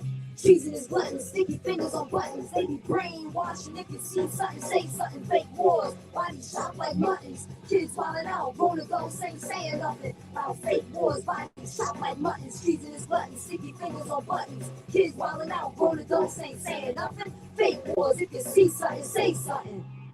If you see something, say something. Lungs tight, can't breathe. These people still sleep. Alarm clock won't stop. Send a message through me. Sound watch a moon praise. Star versus Kanye. Brown skin rated on me. They full of bad health. Universal got about. People break the wrong wealth. Plus they caught up in looks. And they gave up on books. World Wide Web. Trapped in their hooks. Soldiers going all out. On tune out. Misplaced aggression. Innocence tune out. Pass sag. Ass out. The propaganda passed out. So much on my plate. This society ass out. Adults no longer really raising our child. Sex signals really high. But role models wild. Wild like to me is nature. Foot to sand. What happened to the days when we really did what we can? Sticky fingers on buttons. They be brainwashing. If you see something, say something. Fake wars. Bodies shot like muttons. Kids wildin' out. Grown adults ain't saying nothing. About fake wars. Bodies shot like muttons. Treasonous buttons. Sticky fingers on buttons. Kids wildin' out. Grown adults ain't saying nothing. Fake wars. If you see something, say something. If you see something, say something. Yo, thank y'all so much for listening. And really sorry for everybody who had their loved ones taken from them. And I promise I'm gonna do everything I can with my own music to bring light to these situations. And yeah, so thank you, and I'm sorry. Mad love. Let's get these boycotts popping though. For real, for real. That's right. Get those boycotts. Listen to Jen Dog. Boycott the soda. Boycott. Boycott. That's right. Give it back to them. I love your energy. Take it all back. Take it all back. Take it all back. Thank you so much. Jen Dog. It's always refreshing. They brought I don't know if y'all felt it. They had the microphone, the boom box in like a van or something. I don't know where they were, but they gave you like that old school home hip hop. Like it's like that soul food that we all need. Thank you so much, Jen Dog. And listen to the words too, like hold the police accountable, figure out different ways to do that. We're also gonna say a few more names. Michael Benicio Aspina, presente. Jibril Conley, presente. Jimmy Lopez, presente. Rashad Lamar Nelson, presente. Justice for Mahivis Good Blanket. Jonathan Tubby, Raymond Ekrit, Jesse Lee Rose, Corey Kanush, Paul Quintanar, Richie Estrada, presente, Ibaye Ashe. Okay, Cali. All right, San Diego, Gilbert Gill, Hayden Shook, Pedro Jr. Ornelas, Diana Granilo, Callan Lines, Linda Bagby, Kevin Mills, Matthew Settles, Corey Michael Dion, Saxon Rodriguez, Ruben Nunez. Big up to California. West Coast is in the building, of course. All over. This is nationwide. It's actually international. Justice for Saeed Joaquin. Justice for Manuel Ellis. Justice for Brandon Keys. Benny Branch. Leonard Thomas.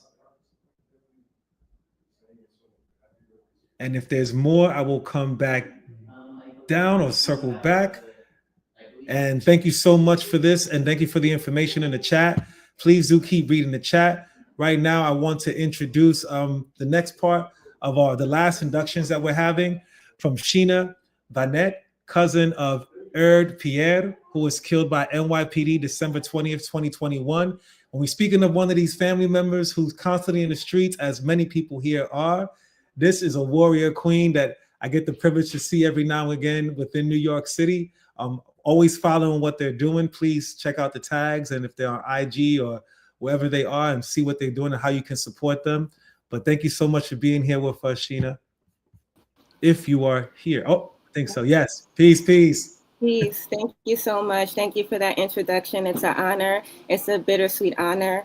And I definitely want to just send my condolences to everyone here who's lost a loved one due to police brutality. Okay.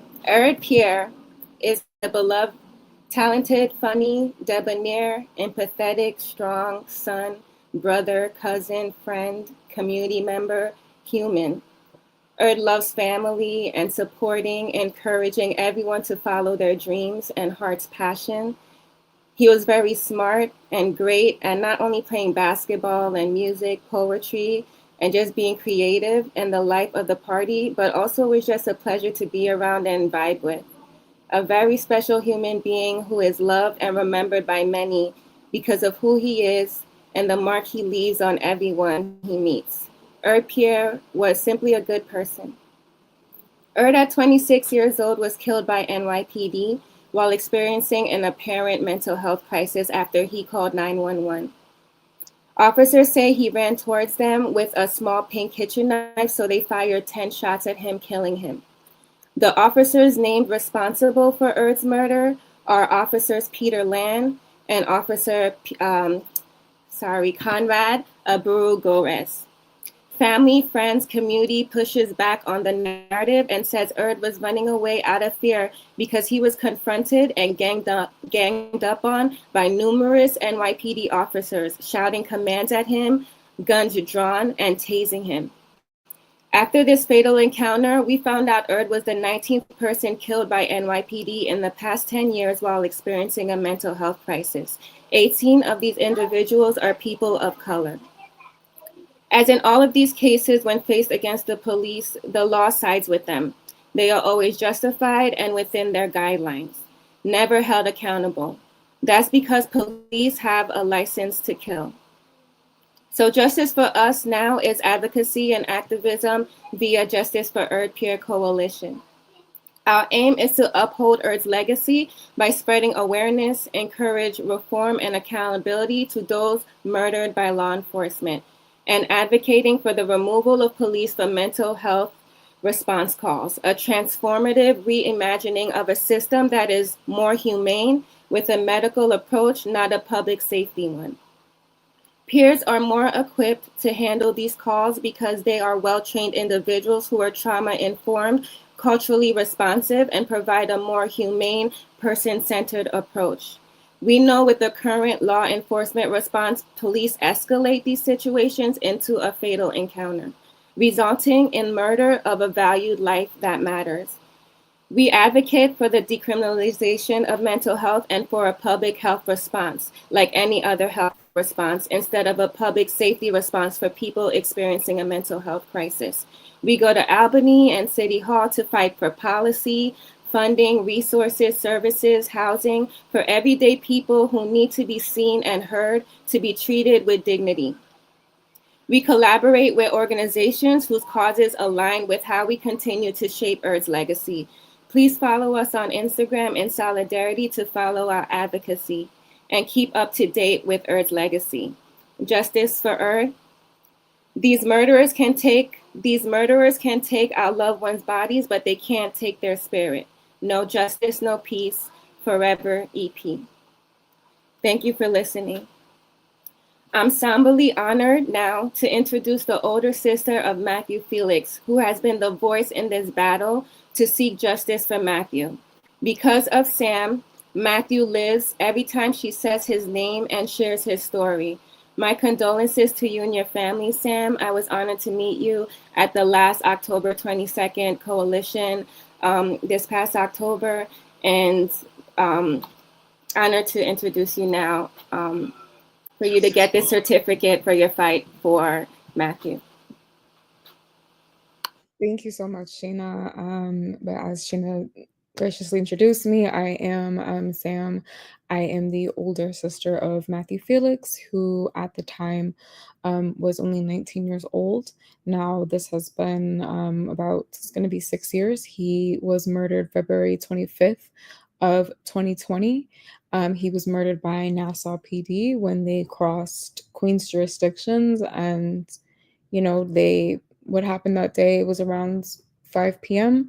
They claimed that Matthew fit the description. That's always the case. They fit the description.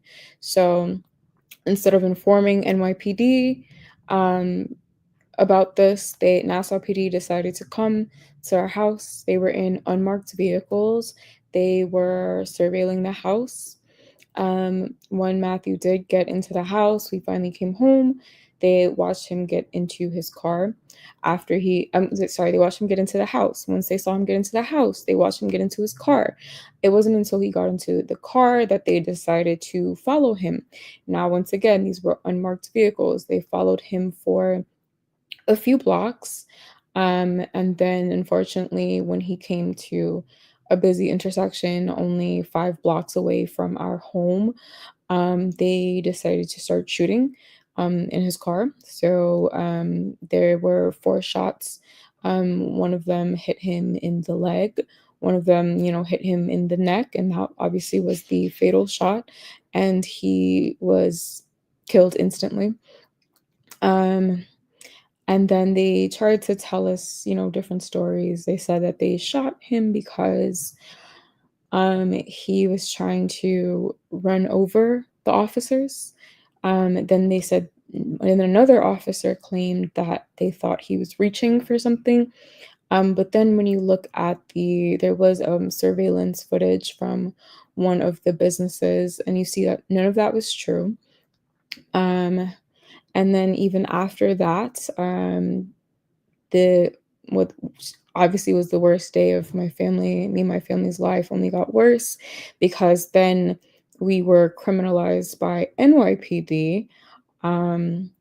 We weren't allowed to go into our home. They threatened to arrest my mother. And one of the cops told her, you could stare at me all you want. We know you people don't like cops. And this was, a white officer telling that to a Black lady. They tried to illegally search my vehicle. And then when we went to the 5th precinct, they tried to hold us there and didn't want us to leave. So, on top of just taking away Matthew from us, they further tried to not only villainize him, but, villainize us, the family. So they tried to treat us like criminals, and they did whatever investigation that they claimed that they did.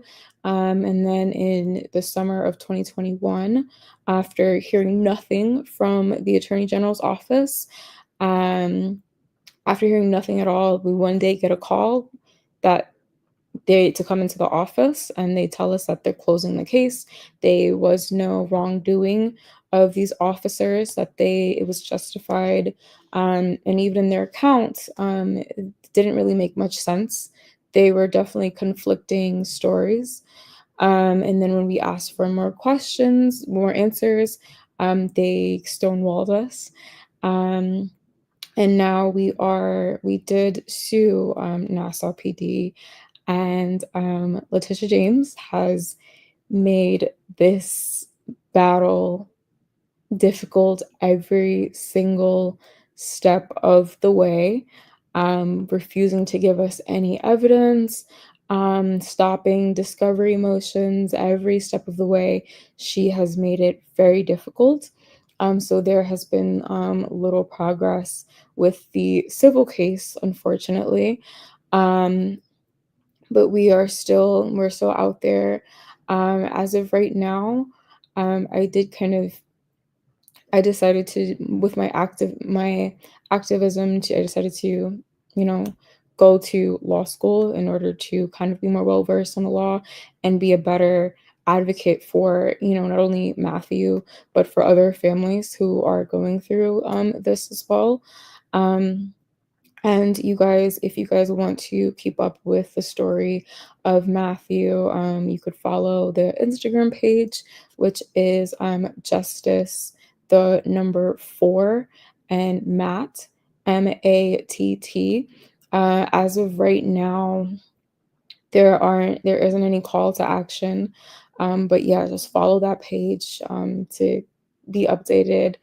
Yeah, and just, a little bit about Matthew. Like I said, he was only 19 years old, so he didn't even get the chance to live his life. But he had dreams of being a rapper. He had dreams of being an NBA player, but unfortunately he stopped growing, so that wasn't feasible. He had dreams of being a mechanic. He wanted to do so many things. And it's like at 19, you don't know what you wanted to do. But yeah, it was just him, my mom, and I. It was just the three of us. And, he took on that role of being the man of the household. So now it's just me and my mom. Yeah, and we will fight for Matthew. All I ask is that, keep his story in your voices, in your memories. Yeah, because his life and his memories not going to die with him. His life mattered, and I will always make sure that his story is being told. And thank you so much for allowing me to speak on Matthew's life. For those of you who already knew his story, for those of you who didn't know his story, thank you. Thank you, Sam. I know that's not easy, but they always say, your loved one never dies as long as you keep saying their name. So as long as we keep saying Matthew's name, saying all our loved ones' name, they're still here with us, and we keep their spirit alive. Thank you for that. I'd like now to somberly offer you this certificate, the Stolen Lives Project, to the family of Matthew Felix. On August 16, 2025, the name of Matthew Felix is formally entered into the Stolen Lives Project, joining tens of thousands of people killed by law enforcement in the US since 1990. These victims who are gathered together in death shout out from their graves for justice. Over 1,000 are killed by this official violence every year. These victims, whose lives have been viciously cut short, all had lives and families and were part of society. But rarely are their lives or names publicized, nor are the real circumstances surrounding their deaths caused by law enforcement made known. Their names, stories, and faces gathered in the Stolen Lives Project demand of the living to tell the truth of their stories and that there be no more stolen lives. We refuse to let Matthew die in vain. In his name, we will stop this national epidemic. So I want to say justice for Matthew Felix and justice for your family. Thank you. Okay. Now, again, I am somberly honored to introduce another person who's lost a loved one to police violence, but keeps their name and their story alive. Darlene Ruiz.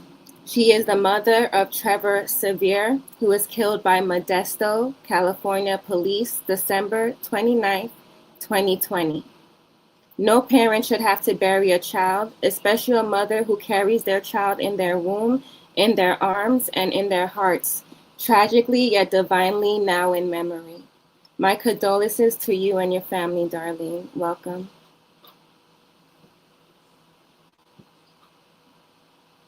Is Darlene here with us? Oh, Hi, great. thank you so much.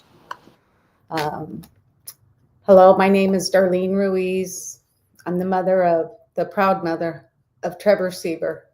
Trevor was 29 years old when ex-officer Joseph LaMattia from the Modesto Police Department murdered my son. Trevor was the oldest of three. He was the big brother to Kyle and Allison. Trevor was born April 24th, 1991. The greatest joy in my life is becoming a mom. Trevor excelled in school and sports. He found his passion playing football and played all 4 years in high school. Trevor continued his education at Modesto Junior College, then transferred to San Jose State University, where he graduated in 2019 with a major in kinesiology and a minor in health and science. Trevor was starting his teacher credential program to be an adaptive physical education teacher. During college, Trevor also officiated football games for NCOA, Pop Warner High School, and just started college games. Trevor officiated for 10 years and was official of the year for Northern California in 2019. He was an amazing official that knew the rules more than most. He would have loved to officiate for the NFL. Because of COVID, Trevor was not able to start student teaching or to officiate any sporting events. He also could not find any other jobs because of COVID. This was difficult for Trevor and caused depression. On December 29, 2020, Trevor woke up, seemed agitated, having a disagreement with someone out of the house. He went for a walk at 10:45 a.m. He called me at 10:55 a.m. and said, "Mom, you guys need to leave the house and call 911. I could tell he was upset, so we loaded up our dogs and called 911 to get Trevor help. We went a couple blocks to a church where 911 dispatch told us an officer would come speak with us. We saw 2 police cars go right by us, and my daughter started screaming to 911. They passed us. Where are they going? 911 dispatch told my daughter that we need to leave the area and it was not safe. Then we saw a fire engine and ambulance with their lights on go right by us. I started screaming, something's wrong. I drove down the street to the other church. I saw my son on a stretcher. He was sitting up and looked over at us. They would not let me go up to him. I questioned where they were taking him. An officer told me to go home, that I couldn't go to the hospital because of COVID, that the hospital would call me. The officer told me that Trevor was stable and would be fine. We drove home where officers were in our home investigating. We had to wait outside. Shortly after, 3 detectives came into our home and took each of us into separate rooms to take us. After 45 minutes, I said, "The hospital hasn't called. Can I find out how my son is?" The detective responded, "He passed." I fell to the ground screaming. I said, "Where is he? I need to go see my son." He said, "He's already at the coroner's office sealed. You cannot see him." I was not able to see my son for 6 days. I found out through medical records he passed in the ambulance before he ever left the church. The detectives knew that when they came to interrogate us and withheld that information so they could get information from us and lied to us that he was stable. We were able to go to the police department 6 days later and watch the body cam video before it came out public. That is when we realized Trevor was murdered. He was unarmed and complying. Officer Joseph Lamatia was not even on patrol, but he heard the call and stated it sounded interesting. So he drove to the church with his gun already in his hand. He drove around the alcove and saw Trevor sitting there. He drove a little past him, put his car in park with his left hand, and got out running with his gun at full force. He yelled, "Get down," and simultaneously started shooting 4 times, 50 yards from Trevor. Trevor was hit once in the back and dropped to his knees. Lamatia yelled, "Put your hands up," and Trevor yelled, "I can't breathe." Lamatia ran closer behind a tree and yelled, "Keep your hands up," and shot 3 more times, piercing Trevor's liver and heart. Lamatia never tried to de-escalate anything or tried to help Trevor, who was having a mental crisis. We called to get Trevor help, not murdered. Lamatia did not have his baton, taser, or pepper spray with him and had no intention of de-escalating anything. He went there with the intention of killing Trevor with a gladiator mentality and not waiting for backup. Trevor's the fifth person Lamatia has killed in 11 years. He shot someone 6 weeks before killing Trevor. We protested all over Modesto and went to every city council meeting demanding Lamatia be fired and charged with killing Trevor. On March 18th, Lamatia was fired and charged for killing Trevor. We went through pretrial for 16 months. The last day of pretrial, the judge dropped all charges. The DEA trying the case did not want to convict one of their officer buddies. It is nearly impossible to get accountability against officers. Now Lamatia is fighting his termination from MPD city, and Lamatia are going to arbitration. He is also suing the city civilly for wrongful termination. It has been devastating to our entire family to try to seek justice, and accountability. We have started a nonprofit foundation, the Trevor Seever Foundation, to help other impacted families and also youth through sports in our community because of Trevor's love and passion for sports. We also do a Trevor Seever Day on April 24th, Trevor's birthday, and ask everyone to do an act of kindness and pay it forward in honor and memory of Trevor. We have petitioned City Council to implement Community Police Review Board, a mental crisis unit, and have an independent police auditor. They have implemented all of it to try and hold police officers accountable to get them off the force before they kill unarmed civilians in our community. Forever we will be in this fight. Nothing will bring Trevor back to us, but we hope to help stop police brutality to other families and we don't want other families to be destroyed. Our children's lives matter. They drag our children's name through the mud to justify killer cops. We are here to stand up to the entire system in honor and memory of our precious loved ones. Mental crisis should not be a death sentence. I want to thank Stolen Lives for giving me this platform to Trevor's story. Justice for Trevor. No justice, no peace. Thank you. Absolutely. Thank you, Darlene. And you're definitely an inspiration. I know no mother wants to be here, but you fight for Trevor till the very end. And like I just told Sam, and like I always tell people, we say their names, they're still here with us. So in no way is this ceremony or the fight that we do, for justice, does it make up for these stolen lives being taken? But, again, it turns our pain into purpose. So thank you. Thank you. Stolen Lives Project to the family of Trevor Seever. On August 16, 2025, the name of Trevor Seever is formally entered into the Stolen Lives Project, joining tens of thousands of people killed by law enforcement in the U.S. since 1990. These victims, who are gathered together in death, shout out from their graves for justice. Over 1,000 are killed by this official violence every year. These victims, whose lives have been viciously cut short, all had lives and families and were part of society.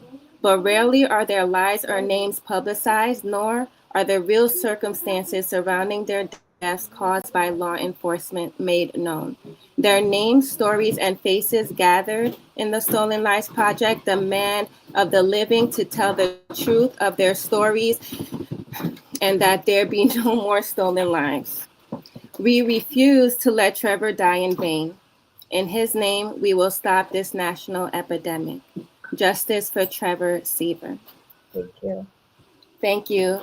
If I could just end by saying that there is calls to actions, even if, advocacy is tough and there's no guidebook on how to go about this when our lives especially are taken by a system that was designed, to not protect, but there's always a call to action, and simply just following the page, saying their names, sharing their stories, those are calls to actions right there. No justice, no peace. Thank you.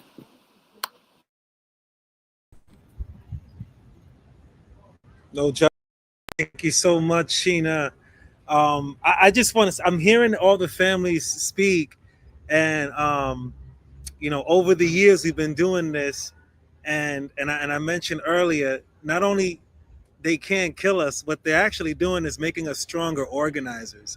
And I hear all the actions and all the progress and the things that are happening with the galvanizing of the streets and the masses, but it's led by you. Sheena, very proud of you. I hear your tone and your voice and like what's going down. So I'm really appreciative of being able to introduce you in this way, even though I know these are not the circumstances that we want to be in. But I am very honored by all the families here being so strong and leading the way. There's a few more names. Big up to Saving Lives in Custody, California. Kareem Talib, Lonnie Rupert, Thomas Heavens, Zeke Davis, Joshua Ficinda, Dominique Nicoy, Christopher Diman, Maximilian Aguirre, Paul Helmark, Ryan Toussaint, Jonathan Whitlock, and many more. Ibaye Ashe, Brandon Keys, Ibaye Ashe.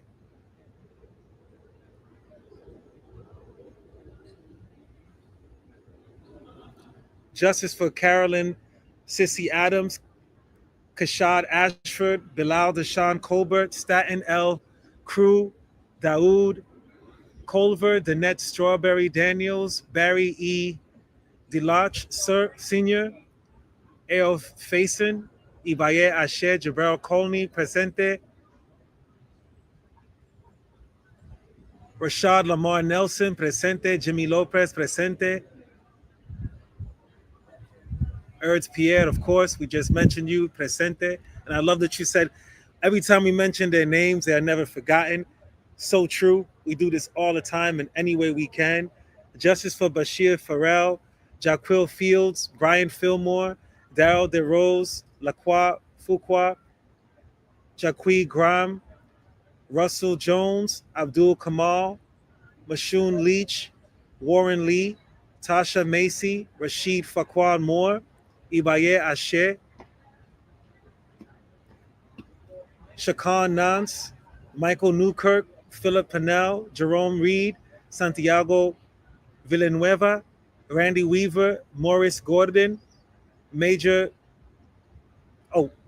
Gil Dale III, Hassani Best, Carl Dorsey III, Bernard Plexi Jr., Ibaye Ashe, and I do want to call up one of our other cultural warriors to the platform stage of this computer screen. That your words and your energy and vibration transcends any frequency that can try to hold us in a box. So I want to give it up for Emmanuel of the Peace Poets, also a papa, proud papa. We love the papas and the mamas and the papas. So big up to Emmanuel. Haven't seen your baby, but I'm sure everything's well and growing good. So big up to you. Peace, brother. Yes, peace. Thank you for passing the mic, and thank you for just sharing your energy and your light.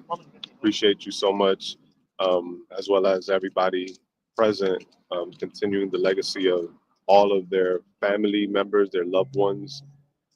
It's your strength that allows us to find purpose and find the will to move pa'lante, to move forward. So I want to share. I'm going to share a short prayer, which is really an ode to all the people who are making a change personally.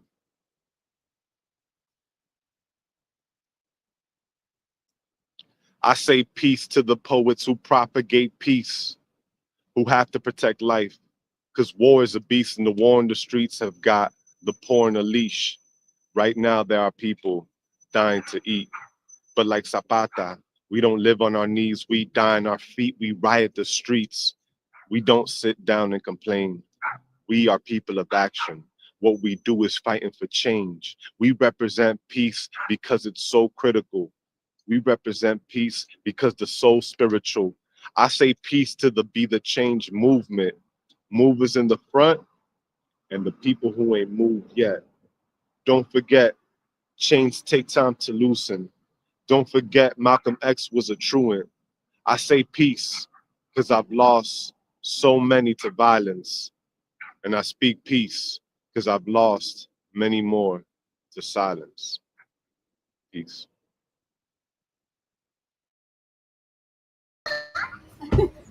Peace, peace. Thank you so much, brother. Always a pleasure to hear your voice. And we have our family here, our little ones right here. Ria's somewhere else. We don't know where she is right now. She's hanging out with some friends. And Rose is here. So the family's always here giving support. Thank you all for continuing the fire.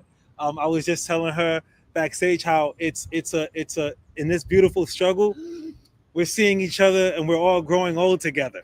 So that's a good thing. We're hearing new babies come.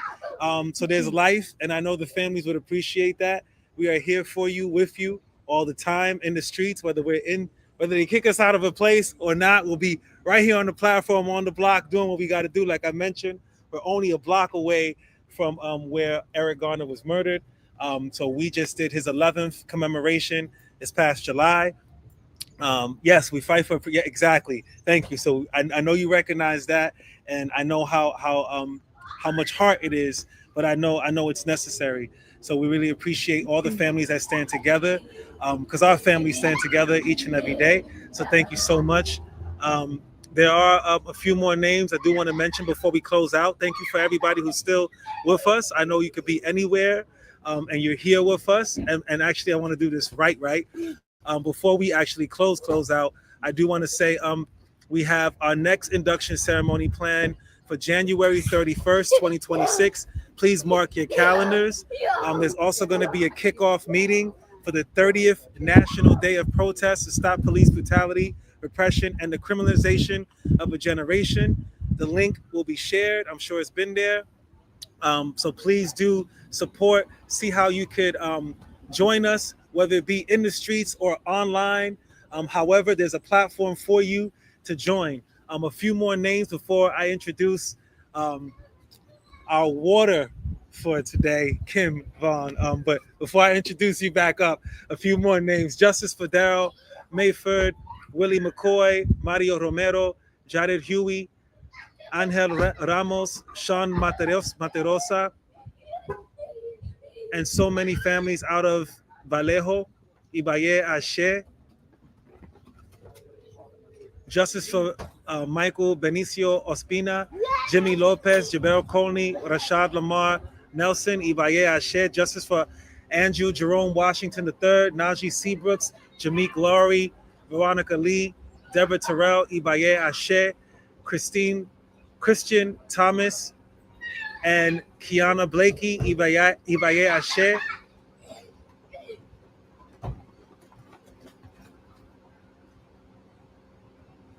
And I keep seeing peers, not police. Mental health matters. Long live the Erds family. Rise in power to Matthew Felix. I wanted to make sure we got every name in this chat because you all matter and you all are here. And I just think it's so important to hear their names as well. Justice for Jamie Lee Braveheart, Adam J. Poor Bear, Clarence Leading Bear, Iris Billy, Laurel Singin, Sarah Lee Circle Bear, Zachary Bear Heels, Jacqueline Sailors, Gabriel Sage Barnes, Ibaye Ashe.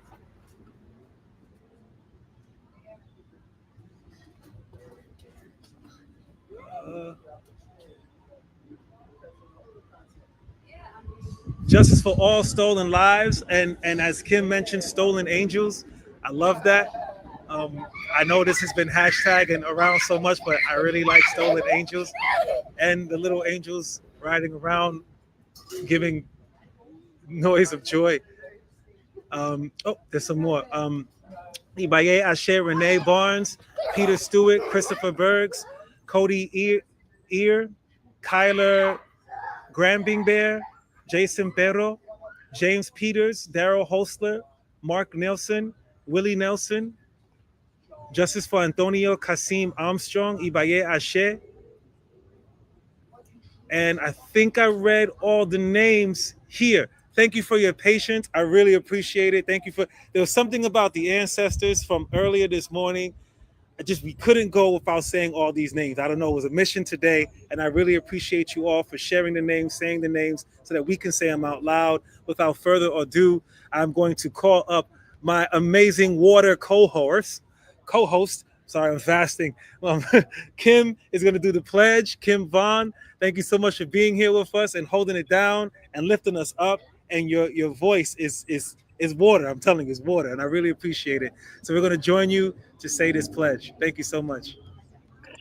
And it's funny because those who really know me would not consider my normal voice water, but I'm so glad to be a part of this with you tonight. You're usually the one that's calming me down, so I guess we're bouncing off each other tonight, brother.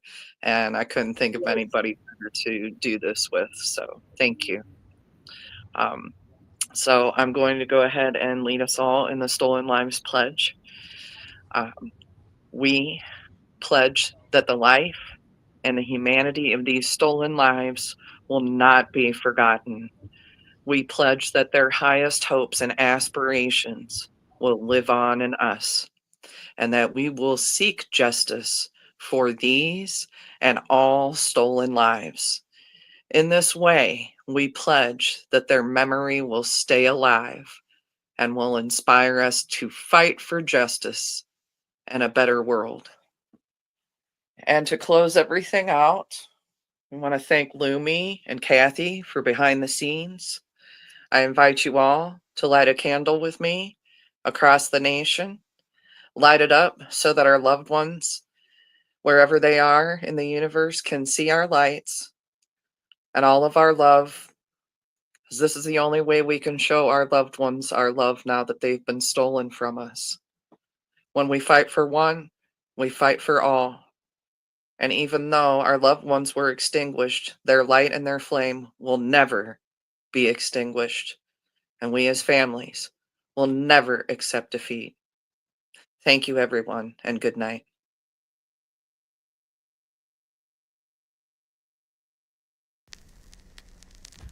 Thank you, everyone. We love you. Thank you, Kim.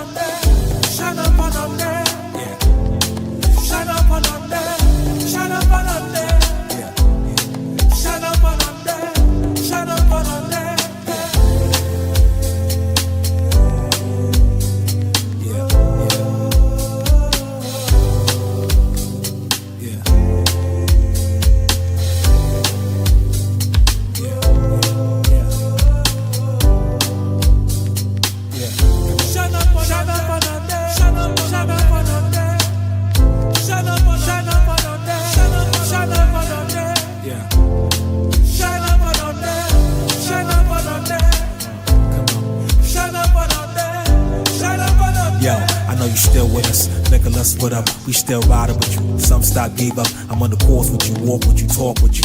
You gave a mother's love for our children, building a revolution. Yes, we were building. You're some more than a street sign. Starlight Sicilian, I'm feeling it's more. Must be more than this feeling. It's got to be real if you feel what I'm feeling. More appears that appealing. Still when I wait for the system. And I won't be a victim. And my freedom, still when I get them. More appears that appealing. Still when I wait for the system. And I won't be a victim for my freedom. Still when I get them, rock when I lead them.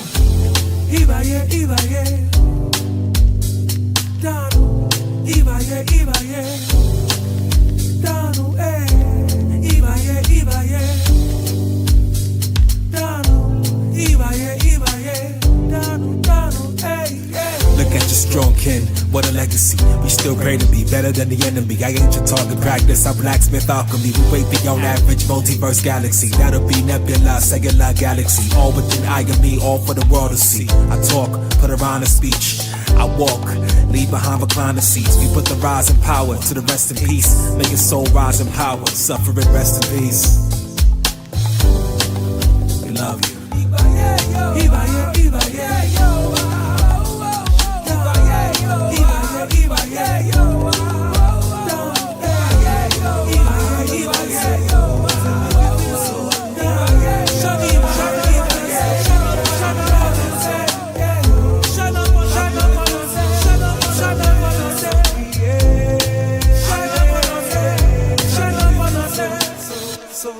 Shut up on there, shut up on there, shut up on there.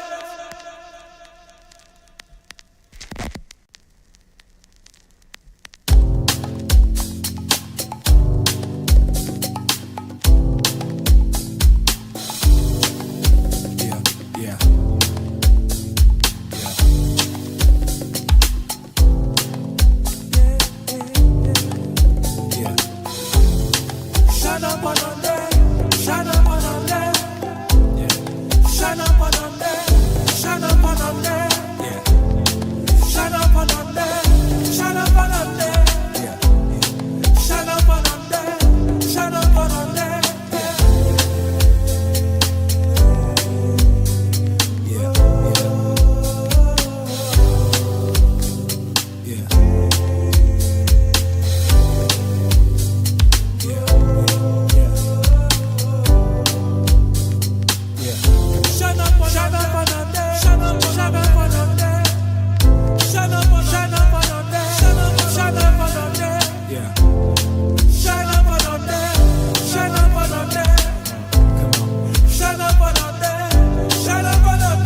know you still with us. Nicholas, what up? We still riding with you. Some stock gave up. I'm on the course with you, walk with you, talk with you. You gave a mother's love for our children, building a revolution. Yes, we were building. You're some more than a street sign. Star like Sicilian, I'm feeling this more. Must be more than this feeling. It's got to be real if you feel what I'm feeling. What appears that appealing. Still we now wait for the system. And I won't